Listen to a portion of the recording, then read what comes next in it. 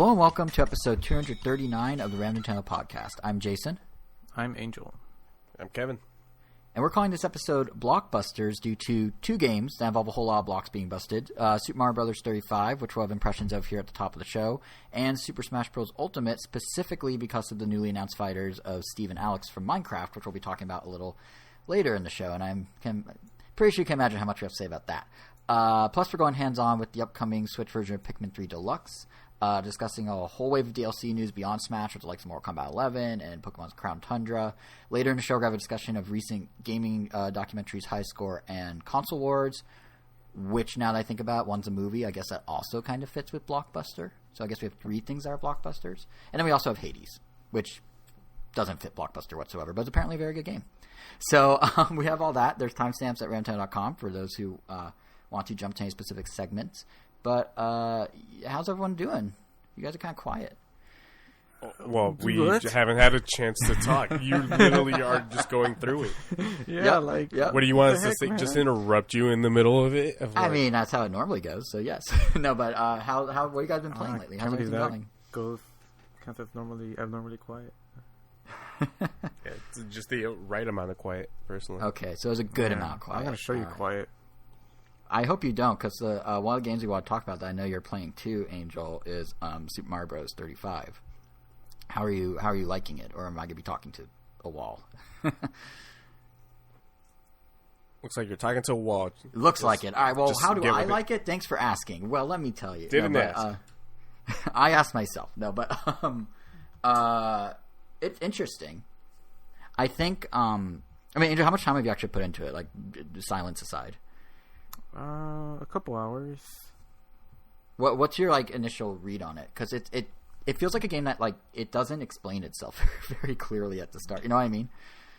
Yeah, I mean, you think you're playing Mario, and you kind of are, but you're not supposed to play Mario the way you would normally play Mario. Essentially, it's like they just, because of the rules of the game, it's not initially clear what it takes to win.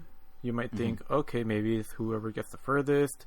I mean, clearly it's like you want to knock people out, but do you gain anything from completing a bunch of levels? No, not really. It just comes down to just finding a nice spot where you could just camp out and just combo enemies so you could get a lot of time. Because in reality, it just comes down to who has the most time, because you essentially play the game assuming no one is going to accidentally kill themselves.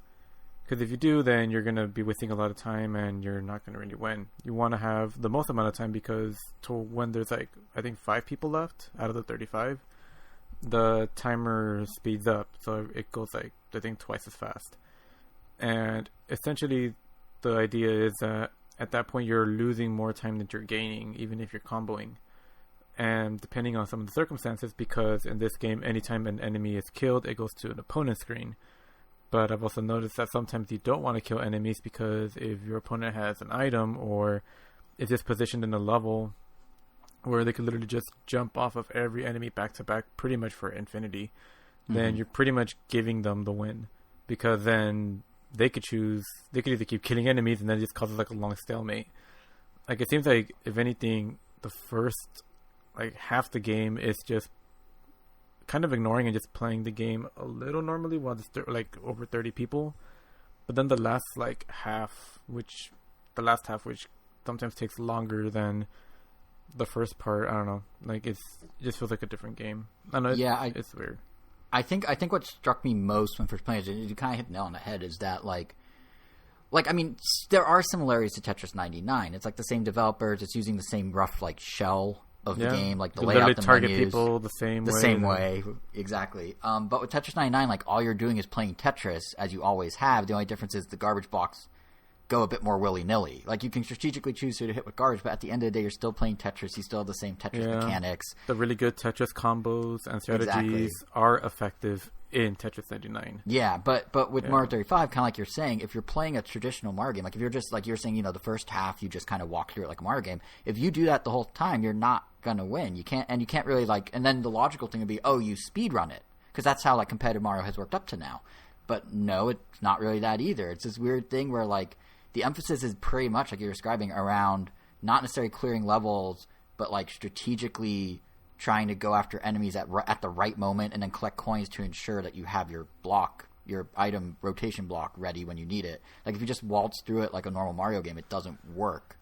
And that's kind of what's interesting about it to me is that, like, I mean, ultimately what we're discussing is like the meta of how to win, right? Like the best way to win, the best strategy is doing the approaches you're describing. But I think what sort of like holds Mario 35 back a little, at least at first, is there's zero indication that you need to think this way. Like there's no indication of anything with this game. I mean, when you start it up, you access one level, and then you slowly unlock more levels over time, and you can kind of choose which you'd like to compete in. But how do you unlock them? The game doesn't exactly say. You just kind of unlock them. And like, what does choosing a level do? Again, like the game doesn't really ever tell you. You just kind of figure it out. Like it was actually the Super Mario Bros. Twitter account, which does all those like deep, weird, quirky facts about Mario, where I learned that choosing a level adds it to the rotation of levels that other people in your group of 35 have also chosen.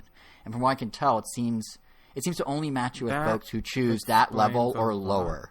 Right? But nowhere in the game does it tell you that. Yeah.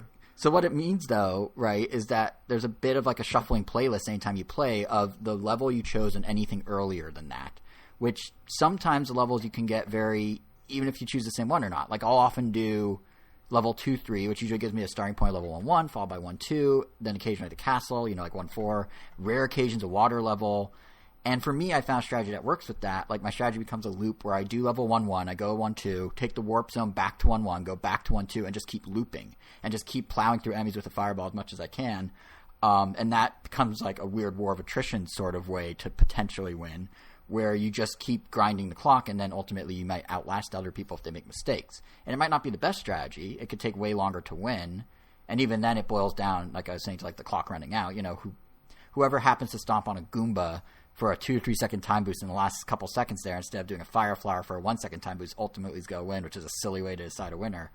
And in fact, the one time I came close to winning when I got second place, I lost because a millisecond difference for like I fire flowered, he Goomba stomped, and like as I died, saw him dying because his clock expired too, but they're so close together that like I still lost. But my point is like that's a strategy you can do. Another one's like what you're describing, where you play it normal, and then the second half you kind of you shift your focus. Another strategy I've seen is people saying do the layer levels as soon as you can, so all the powerful enemies like Hammer Bros and Bowser and Bloopers who actually just kind of fly around the screen willy-nilly when they're not in water, like they can become sort of weaponized to use on people when they're in the earlier levels if you are in the layer levels and sort of use them first type of thing.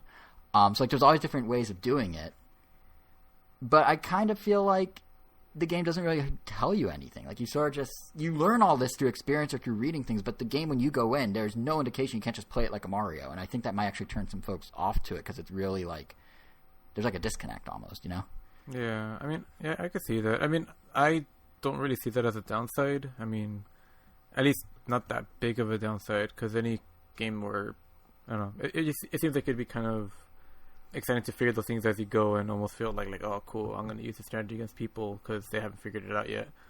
I mean, it's like its own puzzle, but... Yeah, I mean, I don't... But go ahead. But my kind of biggest problem with, I guess, this game so far is that like winning in Tetris is like immensely satisfying in Tetris 99 because you out Tetrised everybody else. Mm-hmm. In this one, like the more effective strategies, especially towards the end, like to me, like don't feel like they're skillful. Like they're just like once it's just kind of like who can play the cheapest. Like when I won, like when I got first place in Mario 35, I was literally just cycling between the first two levels. Like I had I had the option to go to different levels when I would enter the secret zone or the warp zone, but I would just keep picking the first and second levels because I knew like exactly where all the things I needed were. I could handle all the enemies there, and I always had a power up with me. So if things got in a crunch or in the bind, I could just fire flower my way out of it or roll the block and get a star and go crazy. Although that's another thing. But for the most part, no skill. But for the most part, go ahead. Sorry. But for the most part, like it just felt unsatisfying. Like when I won, it was like I don't know. It was more of like that's what it takes to win instead of like oh man, I freaking won. Like I didn't feel better than the other people. I just felt like it just wasn't the same. Like I didn't get a lot of gratification from winning, I guess, is the short of it. What I was trying to say to your point is, like you were saying, it doesn't feel like it's necessarily skill-based. You literally said one of the things you have to depend on is the rotating, like the item roulette that you get. So every 20 coins, for people who haven't played it, you get a stack of potential items you can do, but it's an item roulette. So it could be a POW block, it could be a fire flower, a mushroom, a star. It's very possible you get one that's not as useful as another, and that can make or break it. So it's not like you Tetris get a mushroom when you're already big, and it's like, well, that's nothing.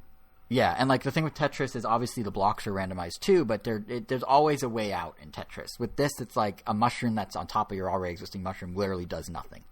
So it does, like, there is an element of chance here, which I guess all the Mario multiplayer games all have that if you think about it. Kart, Party, even Smash on some level if you have items on. So this does kind of fit the Mario mold, but it is, for something that's supposed to be like a Battle Royale super competitive, it does sort of take a little strategy out because you're kind of dependent on what you get, and hopefully the wave of enemies, of garbage enemies in front of you, plays nice with the item you got. Otherwise, well, that's that, and you can't control that. And yeah, but I think that kind of to my thing about like how they don't explain anything. I think that's kind of like the lack of I guess being satisfied by it. I think that kind of factors in because like if you imagine like the first 15-20 minutes, I was really like. I wasn't feeling it at all because, like, it's one thing to figure it out as you go and learn strategy. Like, the strategy I was describing, I kind of figured out myself, like, doing the 1-2 loop seems to work best for me and that sort of thing. But if you just try and play it like a normal Mario and you just start losing and you're just like, well, what skill does it take to win? With no guidance whatsoever of, well, this isn't like Mario, even though it kind of is like Mario. Like, they sort of set the precedent with Tetris 99 that's going to be what you think it is, just more of it. And this is not. It's something different. And I think that's kind of what's weird. Especially, like, they still do it. Like, they have events in the game right now. Every few days they do a special event, which is kind of cool. They borrowed it from Tetris 99. It's like the Maximus Cups. One this weekend is called Frantic Fight Against Exceptional Enemies, and it emphasizes more powerful enemies on earlier stages. And that's cool. It shakes up the gameplay a little. But, like, I don't know what doing them gets you. Like, in Tetris 99, the Maximus Cups give you skins, or they give you points, or My Nintendo coins if you're doing it during a tournament. Maybe you get an exclusive icon or something here. I don't really know. But the game literally just doesn't tell you anything. So you can't even be like, okay, well, if I'm not, in your case, Angel, if you're not satisfied just by winning for the sake of winning because you feel, it's just kind of doing the rote thing, you don't even get, like, the prize at the end of the, light at the end of the tunnel. There's no prize there. It's just like, oh, well, now you did it over here instead of over there. Isn't that cool? It's just like, I guess. You know what I mean? Like, it's kind of, it feels like it's missing, there's no carrot at the end of the stick, I guess. Yeah. Is what I'm saying. Kind of unfortunate because I was looking forward to this, but, more time for Smash Bros., I guess. I do think the thing it does well, though, I want to defend it a little, is one, it tracks stats like no other. Like, there's some really crazy amount of stats you can see, like which enemies you kill, a little line graph of your performance. Like, there's all sorts of cool stats. And, like, for all this talk of, it's not very satisfying, I have yet to actually get number 1. I've got number 2, and that's keeping me going. Like, I sat and played something that, is relatively simple for, like, 3 straight hours just trying to get number 1 done, and I've gone back a few times to do it. But what were you going to say? I definitely was more into the game before I got number 1 than after I got number 1. Because I think, like, before that, kind of like you said, it's like oh, like you kind of wonder like what it's gonna take to get number 1. But then after I got it, I was just kind of like, oh, I don't really want to have to do that again. Like, it was just kind of because it doesn't really give. Once you're at a really good position, you're literally just wasting out the time doing the exact same thing. Yeah, you're running the clock, or you're barely even moving. So like, it's not like I feel like it should get more intense. Like, the intensity should match the prize, and I guess it kind of doesn't. It's like what it takes to win. It ends up being easier than how tough it is in the beginning. Because in the beginning, you're kind of scrambling to get in a good spot, but once you get there, like it's kind of boring. Yeah, there's definitely like a finite amount of strategy with Mario 35 because, as you said, like once you find the strategy, you just keep repeating it. I mean, and then it just becomes wars of attrition, basically, because these matches last a long time, too. They last like 15 minutes. Like, Tetris 99's like 7 tops, maybe. And more than half of the time, it's probably going to be you and one other person. Yeah, like when I got second, it was me and him, literally until we ran out the clock, and we both had like 200 seconds when it got down to the 2 of us, and we were still killing enemies, and it was still, keeping the clock going. Like, it was like 5 or 10 minutes with just the 2 of us.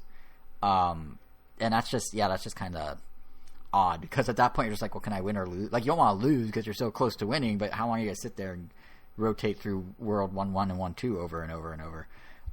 What's certainly not helping right now too is the game's already been hacked. Like, people are seeing... Yeah, like, there's a bunch of people with coin counts of 99,999, which means basically they have infinite items.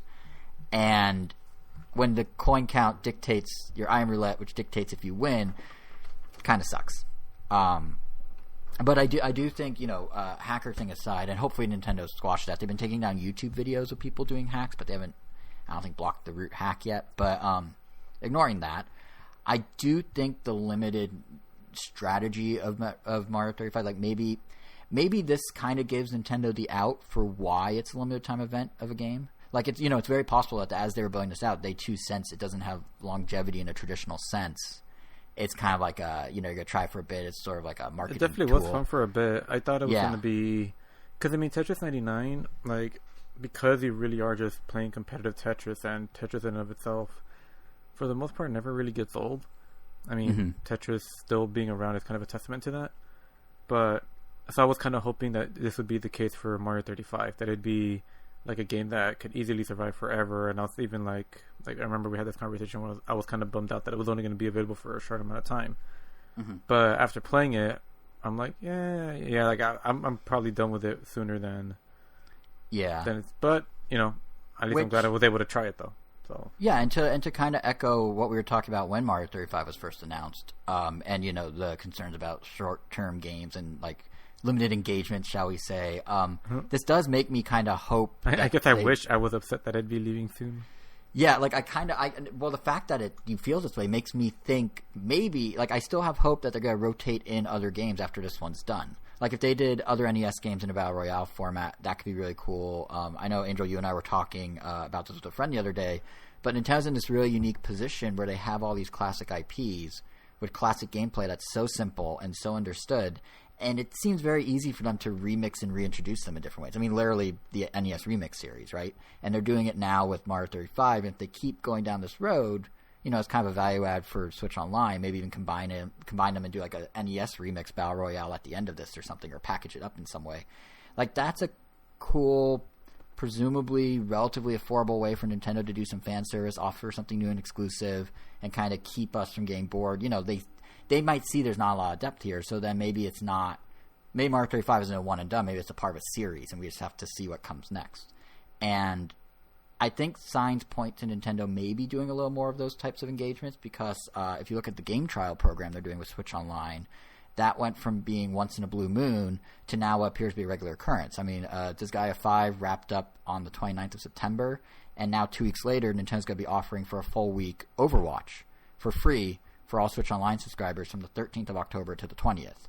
So that's a much quicker turnaround than they've done with any other extended demo period. So I'm starting to think maybe they're finally doing what they promised, where they're going to try and address churn and actually, we'll see if they do something after Overwatch, but signs of Overwatch and signs 2 of coming out? What? In like a year or something. Kevin, do you know when it comes out? Not anytime soon. That game's not coming out for another 2 years. Yeah, and isn't it like cross? Like, isn't Overwatch 2 and Overwatch going to play against each other and have the same characters or something? Like, aren't they doing some weird thing? Wait, something like that. Oh. How's that even work if you do a sequel? Like, I literally don't understand the logic. They have not announced anything. They literally dropped it at one BlizzCon, and please, that game is not coming years out away soon. Yeah, they're just not coming out. Period. I mean, they, with the exception of maybe StarCraft Ghost, Blizzard's considering the trajectory eventually releasing what they promised. World events, there's a good chance that game will not release by the time that somebody blows up the Earth. So, or it'll be out on the PS6 and Xbox Series Z or whatever. Yeah. Well, I'm curious though.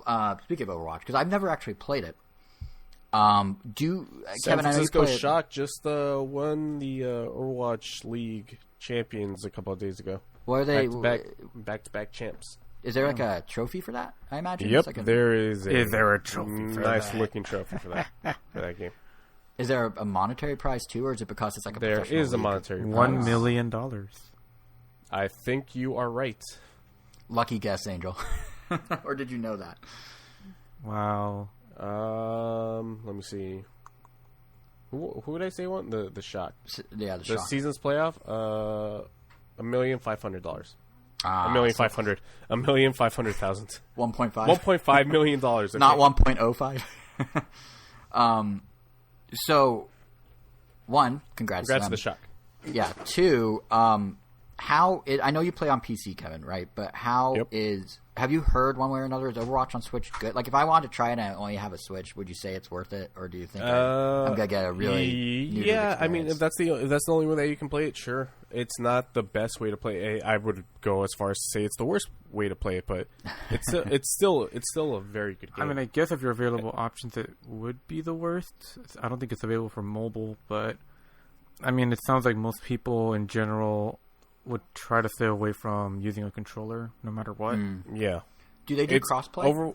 No. Overwatch is literally the only reason that I got into PC gaming. Because when I saw the trailer for Overwatch, I said, okay, I want to play that. I do not want to use a controller. And so that's why I got into PC gaming. I literally just built my computer so that I could play the Overwatch beta when it came out. And now here I am, like, I'm going to use 2 Joy-Con. It'll be fine. Yeah.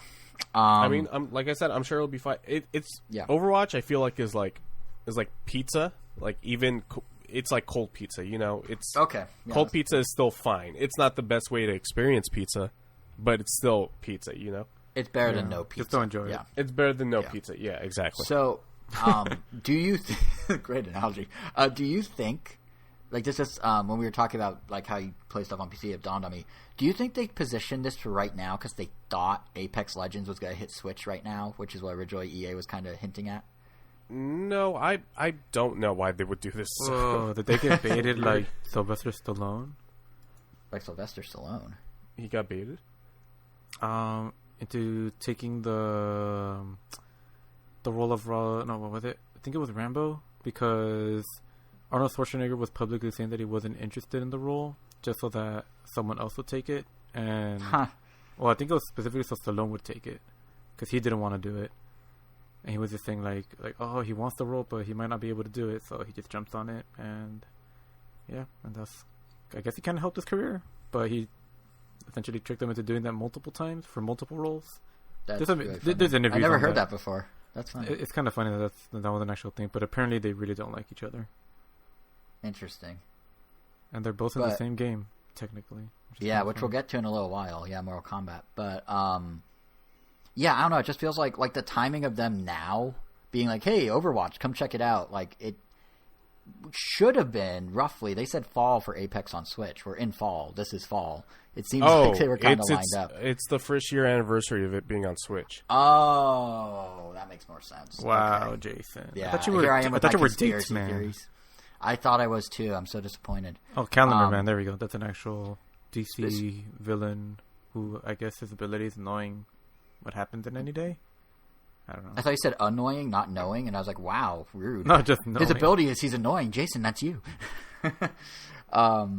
Yeah, I mean, it's funny because I don't even know when Apex is coming out anymore, because I know EA just announced Need for Speed Hot Pursuit Remastered for Switch, which comes out next month.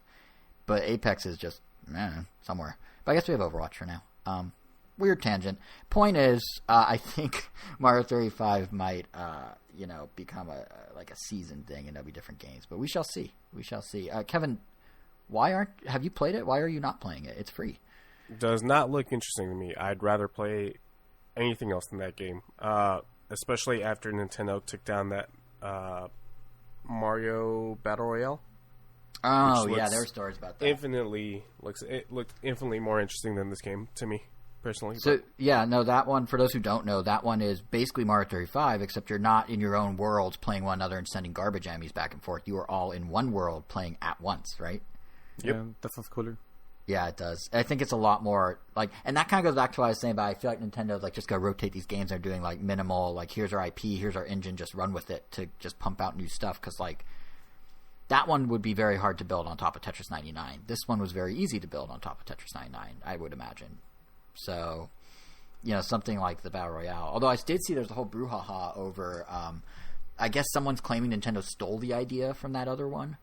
But I feel like they didn't, because it's not the same. And not only that, but apparently this one's been planned out since Tetris 99 was done with development. So, but still, that just seems like, I don't know. If you're going to rip off the idea, at least do it all the way for the more interesting one, right?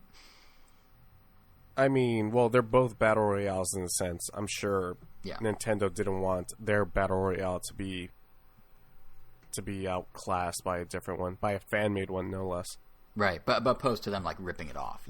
Yeah, they took it down for IP infringement, not because they want. They're like, oh no, this is better than us. But I get what you're saying. Yeah, they wouldn't want to be outclassed for sure. So, if you haven't been playing Mario 35, Kevin, what have you been playing? Hades? I have been playing Apex. No, well, on Switch? How? I have been playing a ton of Apex Legends. I had to take a break last night. I've been playing a lot of Hades. I won't give my full impressions. I'll just give like initial impressions because Hades seems like the perfect game to play on Switch, especially when I don't want to look at my my monitor anymore.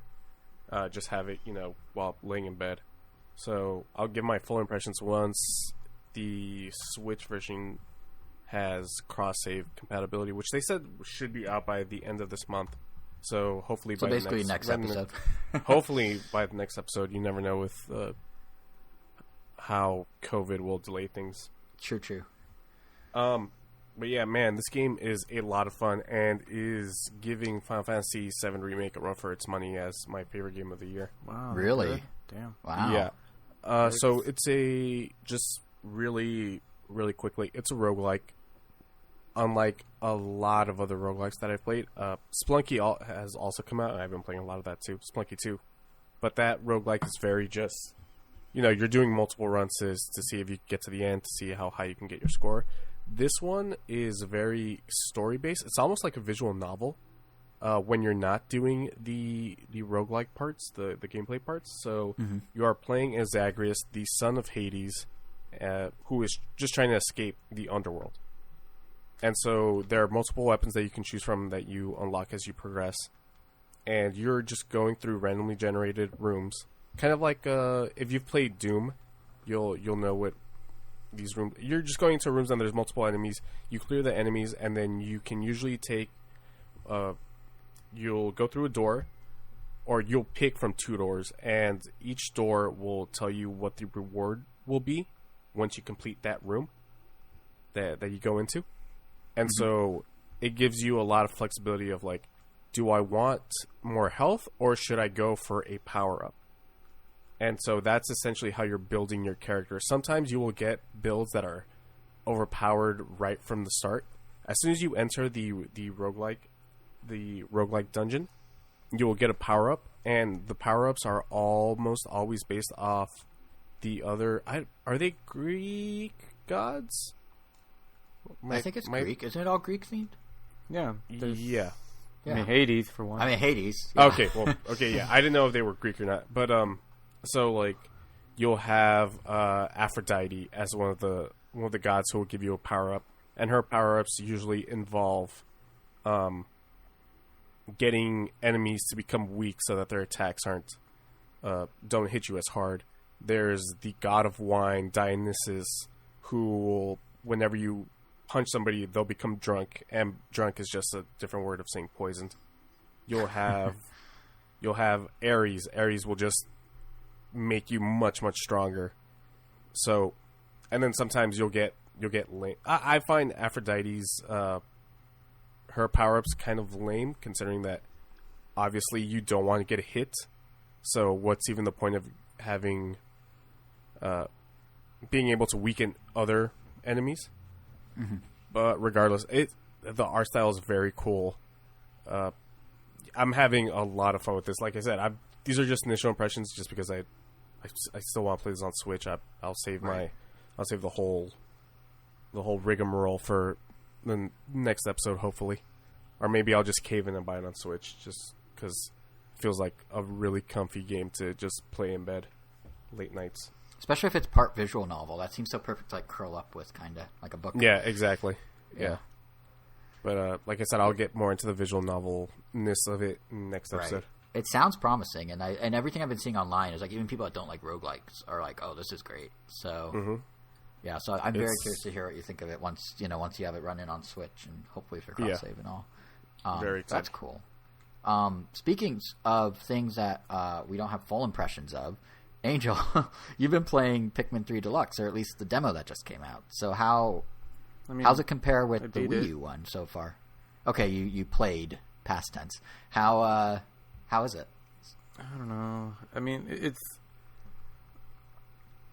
I guess it was pretty much what I expected, which is essentially a worse version of Pikmin 3 on Wii U. Okay, next game. No, I'm kidding. Which is just really unfortunate. I mean, I don't know what I was expecting. Like, it's like there's just right off the bat, like by porting over that game to the Switch, you already lose what I would argue are like the most important parts, which is just the really tight control that you get from true IR sensors and the gamepad. And both of which were the game was designed around. I mean, it had other grievances with the Pikmin game, but I mean, those don't really matter because going from one to the next, that's not going to change. So me thinking that the game was already a worse version of Pikmin 2 doesn't matter at this point. But that being said, they do have a lot of other things on paper, because I can't experience those things in the demo, that should address some of my issues with Pikmin 3. That being that it was way too easy, but probably one of my biggest ones was that there just wasn't enough to do. Like 100%ing the story in Pikmin 3 felt like being halfway through Pikmin 2, because after you complete the whole game, you unlock essentially another full campaign right after, with harder dungeons, new things to collect, and you play with a different partner. When you get through all of Pikmin 3, nothing happens after. And they did add I think a prologue it was, where you play There's a prologue and an epilogue, I believe. They're calling them, I think, side stories with Olimar and Louis. That could also address what I want, but yeah, it's hard to say. So at least at the very least, I'll just talk about at least what I was able to experience firsthand. Yeah. And yeah, like, I mean, for all the praise I give Pikmin 2, moving to Pikmin 3's controls, I definitely like love those way more. Like it was to the point where I was like, oh, I don't want to go back to using a controller to control Pikmin. Because using the pointer was just incredibly fast and accurate, and it was extremely intuitive. I guess maybe the way people feel about using a mouse and keyboard versus a controller and a shooter. And having the gamepad to just like quickly scribble across, zoom in, zoom out, pinch, and scroll through a map was just really fast. And doing it with the controller, it still works, and it's not that slow. It just doesn't feel as great. Also, kind of a minor thing, and some people might actually see it as a benefit on the Switch, but you know, like the functionality of the gamepad it was supposed to be like your tablet device that you're using in your adventure in the game, and it acts as your map. It's where you could command some of the captains to go out on their own. It's literally like WoW or StarCraft. I mean, not WoW, just straight up normal Warcraft or StarCraft. I thought I meant WoW, like it's cool. I didn't make the Warcraft association. No, yeah, like wow, look at this. Like more so than any other Pikmin. Like Pikmin 3 definitely almost goes full. I guess RTS, is that what StarCraft is considered? Yeah. Because you could literally command your units to like go back to the base while you're doing other things. And you can have another unit go and pick off these fruits. So there's actual like management, because you have 3 captains now that can actually split off. And in Pikmin 2 they could, but you can never have, like, one will just be standing around while the other one is doing something. They can actually do work now. And what I kind of liked about having the gamepad as a separate device is that it kind of added to the immersion as well. Like, it's kind of silly, but like, I just like that you have this device that you're pretty much using the exact same way that the captains are. So it never really bothered me too much that it was like another screen to look at. And you know, you kind of just have it situated right next to you when you're playing, and I don't know, it just kind of made sense. Kind of the way the backpack in Zombie U worked. I was about to reference that. Yeah, I think, honestly, I don't think it's silly at all that you're saying that. I think one of the few things the Wii U did well with its weird controller setup was it did allow for that kind of different type of immersion than what you would get in a game like that. Like, I thought the map was very cool in Pikmin 3 as well. Yeah. Yeah, and because it had a lot of functionality, it almost ends up coming off as a little clunky when you're viewing it on the TV. And I don't know why, it just feels like, yeah, I guess kind of clunky to do a lot of these commands, like to switch between your captains, to command them to do certain things. Because before, you could just like tap on the map, like you could just like pinch to zoom out and then tap where you want to go. But on this one, you have to press minus first to bring it up. You have to make sure the captain is already selected, and then you have to like slowly scroll out. There's like you can't set the speed to the zooming in and zooming out, and it's kind of like at a medium pace, but it's like it's just slow enough to make you go, oh god, I wish this was faster. And and when you're like scrolling across the map to set your destination, like that also feels like it takes a little while. It's obviously still faster than, I guess picking up your character and having them move there on their own. I mean, having you manually move them, but I guess because we literally 100%ed Pikmin 3, like I just see the shortcomings way more than the benefits. I even tried doing using the accelerometer to play with the new gyro controls they added. Yeah, I tried using the gyro controls, and at first it seemed like, oh wow, it feels as accurate as using the Wiimote with the iris sensors.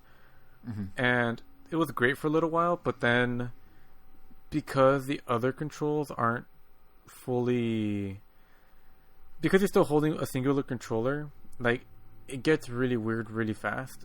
I mean, it only works better when you're playing like with the two Joy-Con separate. With the Pro Controller, it just feels really weird. It feels kind of like when you're typing your name on the PlayStation using the gyro, which kind of works for that, but not like for moving a character and pointing things the other way, because it's not a great sensation when you're running to the right and you have to point the controller towards the left. And while it works better with the Joy-Cons, I find that even like after like a minute or two of playing the game with the gyro, it becomes uncalibrated way quicker than you would expect. Like before you know it, you're literally having to point like your Joy-Con like at a 90-degree angle to the left or right just to be pointing straight. That's weird. So yeah, like pretty much like if you every time you overshoot the pointer even a little bit, you're slowly getting it uncalibrated, and over time, like because you're doing like quick motions and it only moves so far to one side. So if you go past that barrier, you're slowly like getting it more and more uncalibrated before you have to recalibrate it again. And because that was never an issue on the Switch, it makes it that much more of a, I don't want to say deal breaker, but it makes it that much more glaring now because it suddenly is one. Like you literally have a problem you didn't have before. Because the controls like go ahead. After the first one came out and we talked about it on the show, like for as many issues as I had with the difficulty or it not being as fulfilling as the other one, I praised the controls like to high heaven. Like that was like my favorite thing about Pikmin 3 and what ultimately made me still want them to do more. And they gave us like some more DLC that actually did have the challenge I wanted, and it was like perfect. Like at that point it was perfect. But then they took away the thing that was perfect, in my opinion. And they made it usable. Like by default, I think the gyro is on when you're playing normally, but I would just recommend turning it off, and you just have to just learn to play Pikmin in a new way, which kind of sucks. Two questions. One, is the ultra spicy new difficulty, like the one where they dropped the Pikmin count from 100 to 60, is that in the demo? Did you get to try the harder difficulty? Or is it only something you unlock in the final game after playing the demo? I think it's only something you unlock in the final game, because after I beat the... dumb. Yeah, because I want to try that difficulty to decide whether I want to buy it or not, because it has to give me... Because $60 or whatever it's going to cost isn't worth just the extra content. Like, you need a... Kind of like New Super Mario Brothers or Super Mario 3D World. Like, for people that played the heck out of the first one, like, they have to give you a reason to replay it, or at least like redo the campaign, just to at least make it worth that money you're spending. But because we can't play the ultra spicy difficulty, when you beat the demo, it says you've unlocked it for the full game. I was like, oh, I wanted to play through the demo and see what it changes, even if it might not change much, because it's like the tutorial area essentially. Yeah, like I'd be going in blind, but yeah. I mean, obviously I'll have to wait and see for impressions or other things, because that just seems short-sighted, Nintendo, because like there is obviously the Wii U isn't like moving mountains with sales, but like there's a decent number of Wii U owners who maybe would want to double down on Pikmin if Ultra Spicy, which is a great name for difficulty, if it actually is ultra spicy, if it actually is as good as Nintendo's, as difficult as the name implies, and to just kind of leave it out when, like, obviously the majority of people are trying this, they're catering it to people who have never played a Pikmin before to get them interested, especially in light of all the other news of late that got buried under. But Yeah, it seems like it could be just throw a bone to the Wii U owners. It's not that hard to just put the second difficulty in there. Like, it's already coded in the final game. Just, I don't know. It seems like a weird oversight on their part. Yeah. It'd be disappointing if Ultra Spicy is just like Ultra Spicy for someone like, say, Jason, but or like it's like mild for Elvis. Yeah, that's what I was about to say. Is it's like like a fast food level spicy versus what actually is spicy. It's like it's ultra spicy nuggets at like Wendy's, and they're like, oh, I guess. Because it doesn't even go like easy, medium, hard. Like it's like easy, medium, ultra spicy. So it's not like we're talking like you have easy, medium, hard in Resident Evil, and then you unlock nightmare mode. Right. Or it's pretty much just the devs going like, yeah, we're literally just pushing the game to its limits. Like, it wasn't meant to be played this way, but you're a masochist, so here you go. The other thing, I said there are two things. So one was the Ultra Spicy. The other thing is the controller thing's kind of a bummer that they couldn't map it better. And I think the thing I wanted to comment on is just kind of weird that, so you're basically stuck with drift no matter how you play if you don't play on Wii U, because if you don't have the pointer drift, there's Joy-Con drift. So I guess you have to use a Pro Controller. There's a way to actually have it play exactly as close to accurate with the controls as you want while still missing the gamepad, huh? Essentially, yeah. Although I never really had an issue with Joy-Con drift, luckily. Yeah, I haven't much either. Occasionally when we do Torchlight 2, when we play on Mondays, I've had it once or twice there, but that might be the game. But, I haven't had it much, but... I mean, the only time I've ever had any kind of drift is when I'm either too far from the Switch itself, or I accidentally cover or put, like, some kind of body part, or there's, like, something right in front of the controller, which has been proven to just straight up cause interference, because, like, I don't know if the Bluetooth signal or whatever is controlling how it's communicating is just really, really weak. But... like, just moving closer or having a direct line of sight to the console, like, easily fixes that. That's, like, pretty much all I've really experienced. Kevin, have you ever had Joy-Con drift happen? Yeah, my current left Joy-Con has Joy-Con drift. So, now that I think about it, I might have to get a new one before I start playing Hades on it. Yeah, that's annoying. Because you can't even just get one. You have to get the $80 bundle, I think. Oh, no, you can get one. Just kidding. I think you can. But yeah, the main reason like Joy-Con drift popped into my head when you were talking about pointer drift was it's back in the news again, because there's a class action lawsuit now, and apparently the lawyers behind the suit claim that Nintendo is arguing that drift, quote, isn't a real problem or hasn't caused anyone any inconvenience. At least I think that's how the quote went. But I don't know about that. Like, isn't a problem and hasn't caused inconvenience. I mean, now we have Kevin right here who's saying you might need to buy a new Joy-Con just to play a game properly. That seems like inconvenience. I mean, it could have been that Kevin just slipped and dropped the Joy-Con, right? It's possible. Kevin, have you ever slipped and dropped your Joy-Con? Did you take your Joy-Con to the pool and it slipped? You slipped and it fell in the water? There might be some... Well, because So one night I got really drunk and my Switch doesn't have a kickstand anymore. Wait, did those just pop off? That's not the same, I feel like. Did you lose the kickstand? Well, clearly, I don't have it on my Switch anymore. I see. So you'll know if this maybe more damage was incurred. Yeah, for all I know. Drunk Kevin gets a little wild sometimes. But I do... Like, I feel like... the law firm that said Nintendo said that isn't Nintendo's law firm. It's the other law firm trying to get people to tell why they have problems to then document them to give to Nintendo. So there's that, first of all. But secondly... Like, I just don't know if, like, that just seems like the amount of, like, stuff that's come out of it. Like, there's now a $5 million lawsuit by a mother and her son over the Joy-Con drift thing. And I'm just like, really? Like, $80 controllers, right? What do you need the other $4,999,920 for? Like, what happened? Okay, maybe you can argue you want, like, $200 in damage. But why do you need $5 million in damage because of a controller? Like, it seems like it's kind of like the narrative's kind of running away with Where the does reality one of the situation. buy just one Joy-Con? Because I'm looking. Maybe you do have to buy the bundle. Joy-Con? You might have to buy the bundle. I might have been wrong. They definitely sell single Joy-Con. Do they? And I think it's like what, 50 a pop? I think it's 50 for a single, because and then they give you a bargain at 80 for two. Because it's like $10 less to buy them together or something like that. Yeah. So then it's yeah. But even then, like, why are people suing for $5 million? Like, what? But I think I can buy them on Nintendo's website.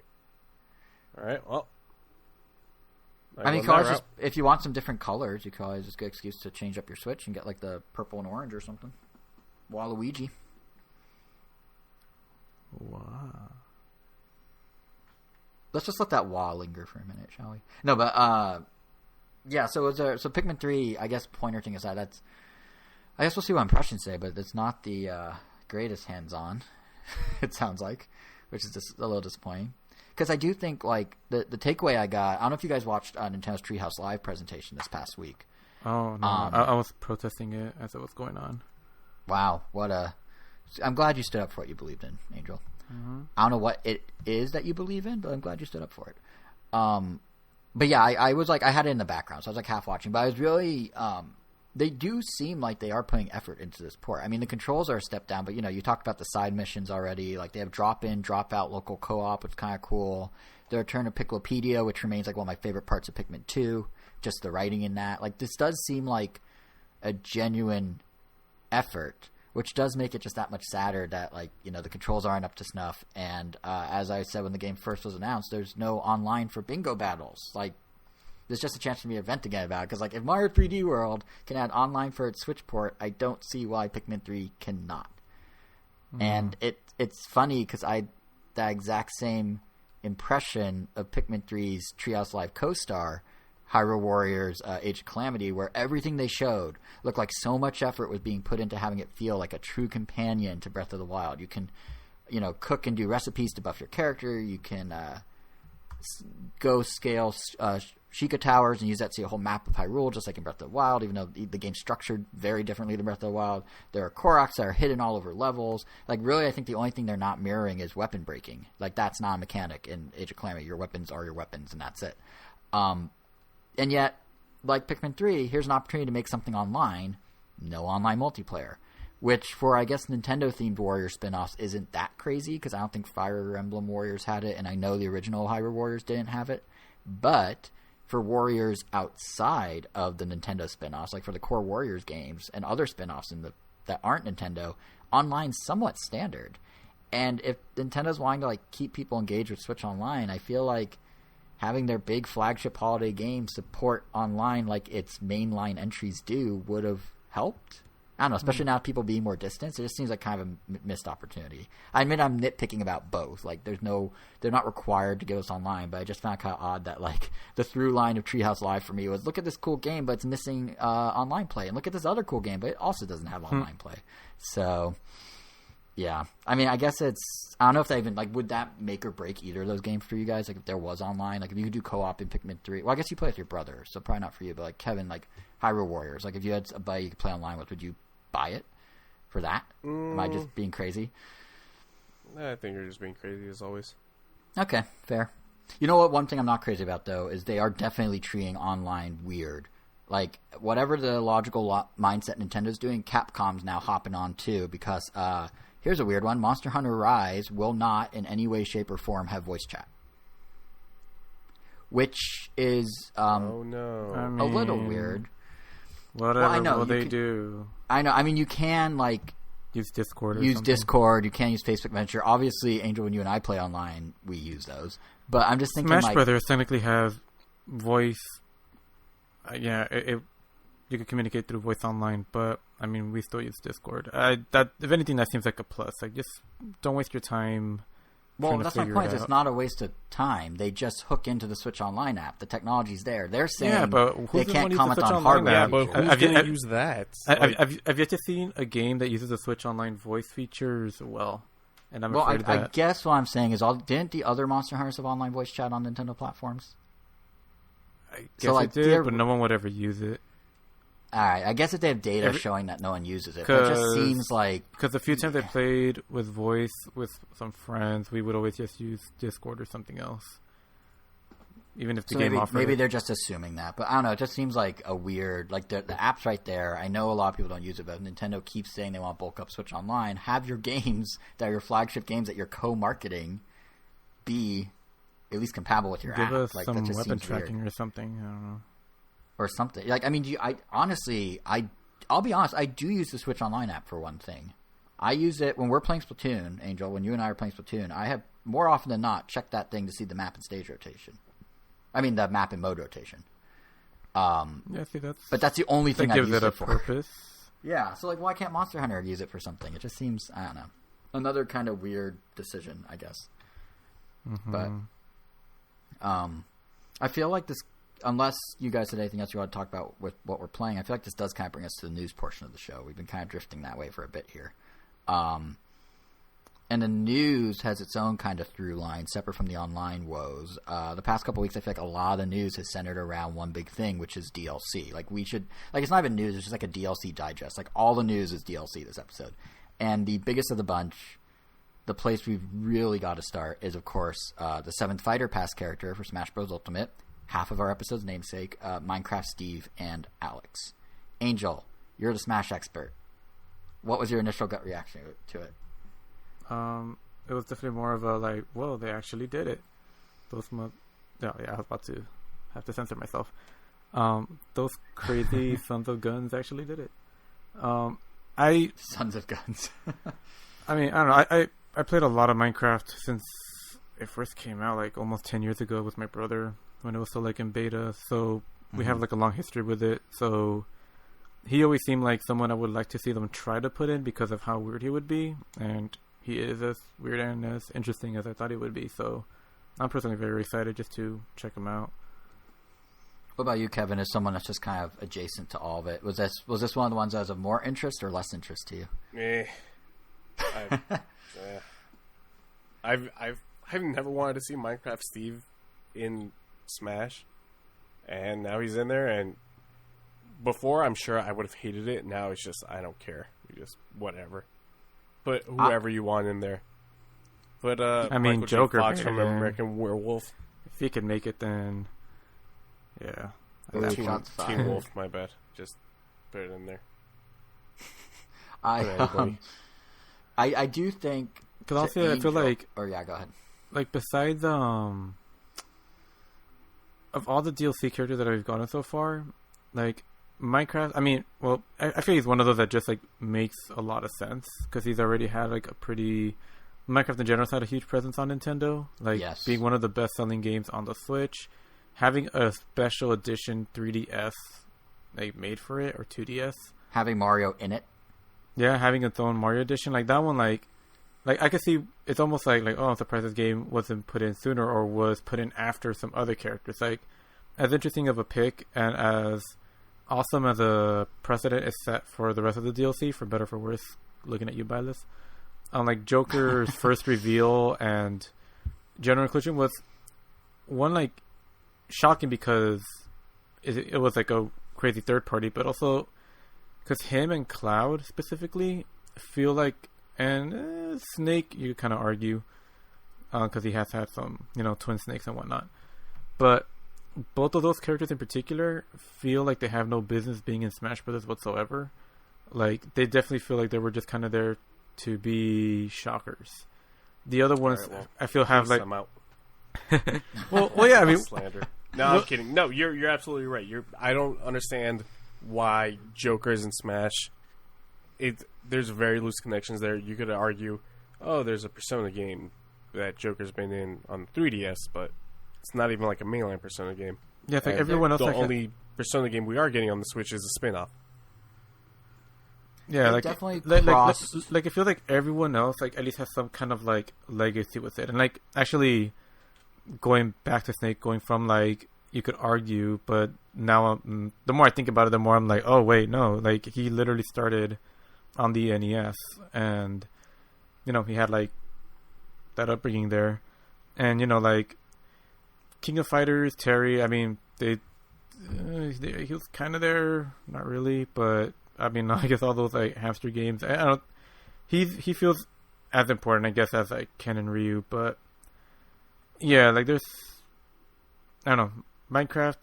I could see why a lot of people are upset, but I feel like that's mainly just because it's like a newer game that is very polarizing. Not because it's controversial or anything, but because you either love it or you don't care about it. Which, yeah, you could say that about a lot of games here, but more so because because it's so popular that a lot of kids like it. It almost kind of gave it a almost like a very like I don't know, like early 2000 Nintendo view of it, where people were like, "Oh, it's for kids, it's for babies." I don't know if that's true for a lot of things, but. Yeah. And I think, to your point, I think, like, yeah, there's an interesting reaction to it. Well, first of all, the way it was announced was kind of strange. Like, they haven't even, like, locked in. You'd think by now they'd have a format for how they announce these things, but this time they did, like, a 3-minute reveal video, which essentially broke Twitter. Like, literally, Twitter stopped working when it happened. And then they did, for about, I don't know, 10 minutes, 20 minutes. And then they did, like, a 45-minute deep dive, like, 4 days later. But it was interesting to see, even like when it was revealed in the initial reaction, how people reacted 4 days later and how people are reacting online. There is a lot of like, I think Kevin's reaction of like, not for me is one thing, but a lot of people are like, how dare they? Like, this is like not gaming history. But I think you're right, Andrew. Like, Minecraft is huge. I mean, you mentioned it's one of the best sellers on Switch. It was the number 1 selling Wii U game in Japan. Isn't it the best selling game period? Than, like it is. Overall? Yeah, but yeah, it is. It's 200 million copies sold or something like that. Back in May, Microsoft was saying like there's 126 million people playing it every single month, which is crazy. But like the fact that it was so big even on Nintendo platforms, even in Japan, just makes it kind of a no-brainer. If like I don't really get the whole like it's too modern, it's for kids. It's like, have you looked at half of Nintendo's lineup? And this game has pretty much become, I mean, it's on every platform, but they've been very close with Nintendo. Like, they were apparently working on this deal to get Minecraft into Smash for at least 5 years. That's according to a former biz dev guy from Mojang, the studio that actually makes Minecraft. That's kind of crazy. So, like, it's not like everyone that's just like, oh, this is stupid. Like, it's one thing to not care because you don't care about Minecraft, but to outright be like, how dare they? Why didn't they put, like, I wanted, like, the Unicycle from Uniracers? It's like, well, sure, but this is like, if Smash is a gaming celebration, which is what it somehow turned into, it used to be a Nintendo celebration that kind of expanded with Joker and Snake and all that. This is the peak of gaming. Like, this makes the most sense. If you're going to have everyone from gaming, if you're going to do everyone is here, you can't do it without Steve, I guess. Yeah, but I mean, yeah, it makes so much sense. Like the pushback, I guess they kind of got the disappointment they got from Byleth's review. I feel that one's way more warranted. Yeah, this one feels like it. I don't know. People need to take a step back, and also, with this is like what 82 characters now. 77, I think. I think Steve and Alex are technically considered number 77. Yeah, I think I'm counting the total after they're all released. Yeah. I mean, that's 77 characters, and like it's at this point, it's guaranteed to say that even before Alex or Steve, there was definitely a character reveal that any person that was getting angry over had already freaked out to. Like, there's no way there's going to be a single person that is going to be completely familiar and in love with every single one of these characters. Exactly. Like, it doesn't even make sense. Like, just from pure aging and interest wise, like the gamut of genres that Smash Brothers encompasses is just really big. Like, you have people that grew up in the 80s and 90s that are going to be going crazy for people like Terry and Banjo or whatever. Mm-hmm. But then like they're probably too busy or just like have other interests that they wouldn't touch Minecraft. So to them it's like, I mean, that's probably their feeling now, how probably like the kids at the elementary school used to work at would be when, I guess Terry's a good example, like Terry or Joker, when they got announced, like they're literally like, who are these guys? And then they look at the game and they'll probably even think it looks boring. But and that's the thing is, like, I feel like at some level, take it at face value for what it is, because like the thing I love about Smash, at least, and I tweeted something to this effect at the time, is that it's both this like kind of celebration of gaming in every way, and simultaneously this weird game with a wacky sense of humor. And like, even if you don't care about Minecraft, you can't deny how wacky and different and like out there and new to Smash what they're doing with Steve and Alex and their crafting system really is. Like, they're these low-res voxel man and women who like eat steak and like barely animate, and they're giving as much love and attention by the dev team, to make these really unique fighters as anyone else in the game. It's not like this is just a quick cash-in. Like, they are being integrated in, even if visually they stick out like a sore thumb, which they do. I'd say they're very reminiscent of like Mr. Game & Watch, actually, where like every other character has kind of the same art style except Game & Watch, and now Steve and Alex, like they kind of really stick out. But like, even then, they're giving so much attention and so many new gameplay mechanics, and a stage that's actually 6 stages with like blocks you break to make platforms appear. Like, they're really putting effort into like giving you something new in Smash Bros. So if you don't care about Minecraft, just think about the gameplay mechanics that come with it and how that changes the fighting styles and how that can change what you do. Like, it's just there's so many ways to look at this that aren't just harumph, I don't like Minecraft, you know?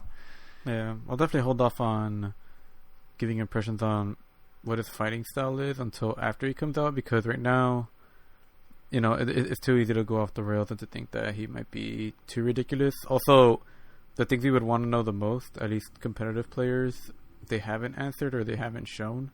Right. So, I mean, it comes out on Tuesday. Like, at this point, might as well wait.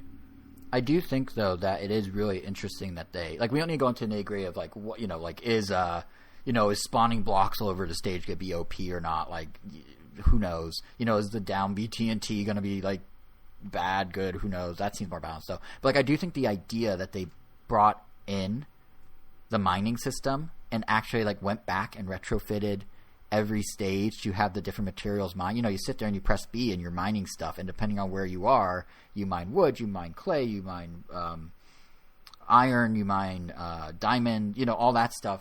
The way they're doing it is really, like, intricate. Like, there's a lot here, and how he has his little table, and you can, like, summon the table, or people can blow up the table, like, all that. It's really interesting how they're basically building a whole new layer. Yeah. I do love that the character becomes better the more you mine. Like, you literally have to basically play Minecraft.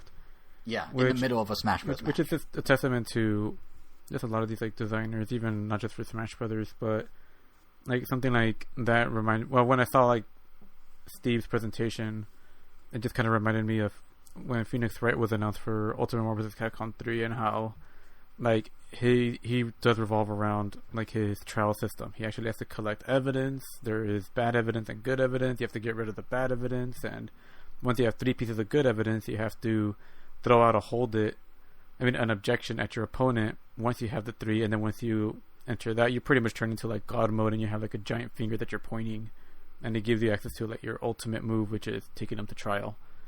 Mm-hmm. But yeah, so this is reminding me of that level of creativity. It's pretty cool. Yeah, and I think, like, and I, you know, honestly, because you're saying, like, no one definitely makes Min Min look very bland. I mean, like, I know, like, they put a lot of effort into, like, designing Min Min to be true to her game, but her game's just more bland. Yeah, it just doesn't help that, like, 6 of her attacks look the same. Yeah, and I think you're saying people don't really know the strategies yet. I think, like, that alone is kind of, like, should be intriguing and interesting, even to the diehard players. Like, just like, well, what are these mechanics going to mean? Because, like, the only thing I took away after watching 45 minutes of Sakurai do his usual shtick, where he's such a charming anti-corporate fellow, isn't he, with his little shtick, pulling amiibo out of nowhere, making cracks about being alone. But anyway, telling people to play Xbox. Telling people to play Xbox, telling people I'm only doing this because Nintendo asked me, but, like, I did it, you know, basically, like, throwing his bosses under a bus. Anyway, the only thing I really got from that presentation was, okay, so that down air where you drop an anvil, that's basically Kirby's stone transformation. I know how to spam that like crazy. I guess that's my move. Like, I can't even begin to figure out how to use some of the other stuff because it's so different. And I feel like that alone should cancel out any negativity about Minecraft, just because it's, like I was saying before, it's really shaking up potentially how Smash is played, at least in the short term. And that should be, if nothing else, refreshing. I don't know. But that's just me. I do think we should really, really emphasize, though, like, the amount of... And to be fair, you're saying Min Min, they didn't do much, but, like, the amount of effort they put into all these characters... No, they didn't. I said that even though it seems like they didn't do much, or I'm sure they did put a lot of attention, like, it just wasn't as interesting compared to Steve. It makes Min Min look plain and not as interesting by comparison. And it is really hard to fight with this, because, I mean, like... But I think every stage in this literally follows Byleth and Min Min, like, so. Well, maybe that's why those two were more ho hum, because they needed all the effort. Because, I mean, like, every stage in the game was updated. Like I said, the crafting system, you know, works across all 70 stages. Over 100. Like, over 100, right? The fan service, the attention to detail, like, you know, the final Smash, like the bed animation when you're put to sleep, Kirby being square, and now they have to re-render a square Kirby. Like, the stages, like, I don't know if you.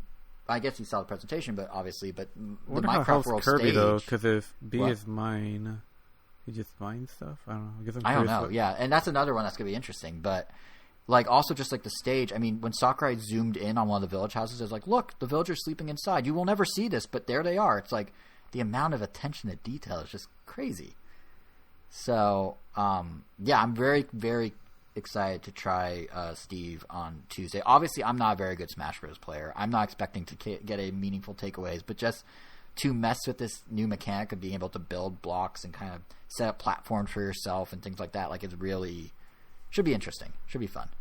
I imagine, Angel, you're going to look at it from a more competitive angle and, see if there's actually any viability in this guy long term. Yep.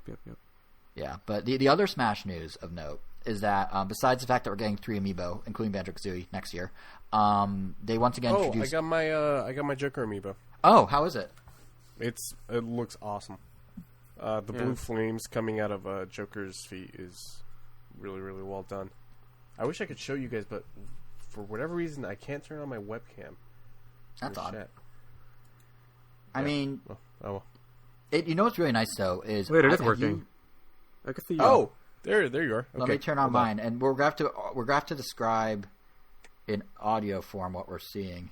Why are you turning yours on, Jason? I'm not meaning to. I don't know. You guys got to see my crazy hair. The fire does look cool. I'm turning mine off. There we go. Oh, I see it. Yeah, it's a nice amiibo. Definitely makes some of the earlier amiibo look pretty bad. That's what I was going to say, is you can really see, and you could see it with, like, when Sakurai pulled out, like, Banjo-Kazooie and Terry and Violet. You could see, like, the amount of detail that they're able to get into these little figurines now versus, like, when they launched in 2015 or whatever. It's crazy how much better they are at them now. Yeah. Like, it's like night and day. If you put them side by side, they look like, like how, like, action figures in the 80s look versus, like, action figures from the last, like, 10 years. It's like that. Like, it's such a noticeable difference. But besides the amiibo, they also announced some new collaborations with the 75 cents a pop Mii Fighter costumes. And I would say after many rounds of DLC where honestly the Mii Fighters seem more interesting than the main characters, I think they've settled down a bit. Like, there's some Minecraft skins for Creepers and Pigs. There's a Tower Druaga collaboration. I think that's how you pronounce it. And yeah, it does. And then there's 2 that ruffled some feathers I wanted to touch on. One is Bomberman, and the other is Travis Touchdown. Now, personally, Bomberman ruffled my feathers because I was bummed. Bomberman looks cool. Bomberman looks great, but I was bummed that he's only a skin. Like, I think he could have made a great fighter in and of himself. I mean, obviously, all his moves have to involve bombs. But I don't know. Like, I feel like you can use his power-ups, like the speed skates that speed him up in the normal game could become some sort of, like, dash move. Like, he has moves from, like, Bomberman 64. Like, he had the remote control bomb, and he has, like, the poison thing where he just drop bombs constantly. He could have done, like, chains of bombs. I feel like he'd be in the V2 one-note, like, Min. I'm definitely glad he's not a character. I don't know. I mean, like, if Captain Falcon, who just drives a car in his main game, can be turned into someone cool, I feel like they could have done it with Bomberman. And I think you vouching for Bomberman just kind of, like, validates my opinion. Okay. I see how it is. But I don't know. Like, it just... I feel like even Sakurai was kind of like, we could have done more with him. Like, try this X-Bomb only battle if you want something more Bomberman-y. It's just like... Like, I mean, there's such potential there. He's a really cool assist trophy, though. I'll give him that. And the silver lining for some folks out there is that Bomberman is the first character to claim... to have the claim of fame of being both an assist trophy and a skin as a Mii Fighter, which now opens the door to Waluigi appearing twice, which I'm sure will make some people happy. So there's Waluigi's that. Never. I know. Oh man, I bet. No, now that I think about it, Waluigi's going to be the last. He's going to be the bonus one, right? Yeah, because they announced they're going to do one extra. It's going to be Waluigi. I mean, again, I know I've said it on the show before, but again, when the Washington Post does a big story of Waluigi not being in Smash and how upset everyone is, the Washington Post does that, then he's going to show up eventually. Like, that's too mainstream to ignore. Does the Washington Post have, like, contributors, though, that aren't actually... That's I think that's Forbes, what you're thinking of. I think Washington Post, it's all their own team. Like, it was in the newspaper, like, physically. It wasn't just on the website, I think. Yeah, so we'll see. But that does bring me to the other one that I think, like, this one I didn't mind much, but I feel like other people, what I saw online, a lot of people were kind of bummed, is Travis Touchdown is only a Mii Fighter. Which I know, Angel, after we talked about the presentation, you actually are kind of okay with that. Oh, yeah. Is it because he's just another sword? Because he'd be another swordsman? Yeah. Yeah. Well, what's kind of odd, though, is his crossover was not No More Heroes. It was just his name. It just said Travis. Like, I'm not sure what's up with that. That was a little weird. Isn't he from Travis Strikes Back or something? Well, I mean, he's... Because the jacket wasn't the same red one. It was like some purple one. Maybe, I guess. Because Travis Strikes Back is a No More Heroes spinoff, so the parent franchise is still No More Heroes. Well, yeah. I mean, it's the same reason we got Altair or whatever instead of Assassin's Creed. Yeah, true. All right, I'll give you that. But yeah, I know that like a lot of people are kind of gunning for Travis to be a character to the point that Suda51 actually commented on it with a big like I cannot comment one way or another sort of thing, which was I guess a hint of the me fire because this was like a week ago he said that. But yeah, so that's unless you guys had anything else, that's Smash. Yep. But Smash wasn't the only game in town with new fighters to announce. You mentioned it earlier when talking about Rambo, but Mortal Kombat 11's been doing similar, where they, right down to the idea of taking characters outside its world and adding them to the roster. So Smash has obviously been doing it with video game characters, going even beyond Nintendo, but Mortal Kombat, as evident by Rambo and Terminator and RoboCop and Spawn and Joker, are doing other mediums. They're taking movies, TV, comics, and yeah, it's this new combo pack. Mortal Kombat 9, like they've definitely I mean, at first it just seemed like it was going to be like horror movie characters because I think the first one they did was like Freddy Krueger, which makes more sense because violence. Yeah. And so they did Texas Chainsaw Massacre, the Alien Predator. I think is also a character. I think he was in 10. Yes, that sounds right. Yeah. And so for those who are curious, Rambo comes out next month in the combo pack. Jason was also a character. I was. It's true. The cool Jason, though. Yeah, me. Yep. The good Jason. Yep, me. Yep. Nope. Yep. I had that mask on one Halloween, just so you know. But this will be out next month for anyone who does want to check it out in the combo pack. Wait, did you just confirm yourself as like a murderer? Spelled with a K. I'm just gonna ignore that. I didn't murder anyone. What are you talking about? But combo pack spelled with a K. But yes, so Rambo.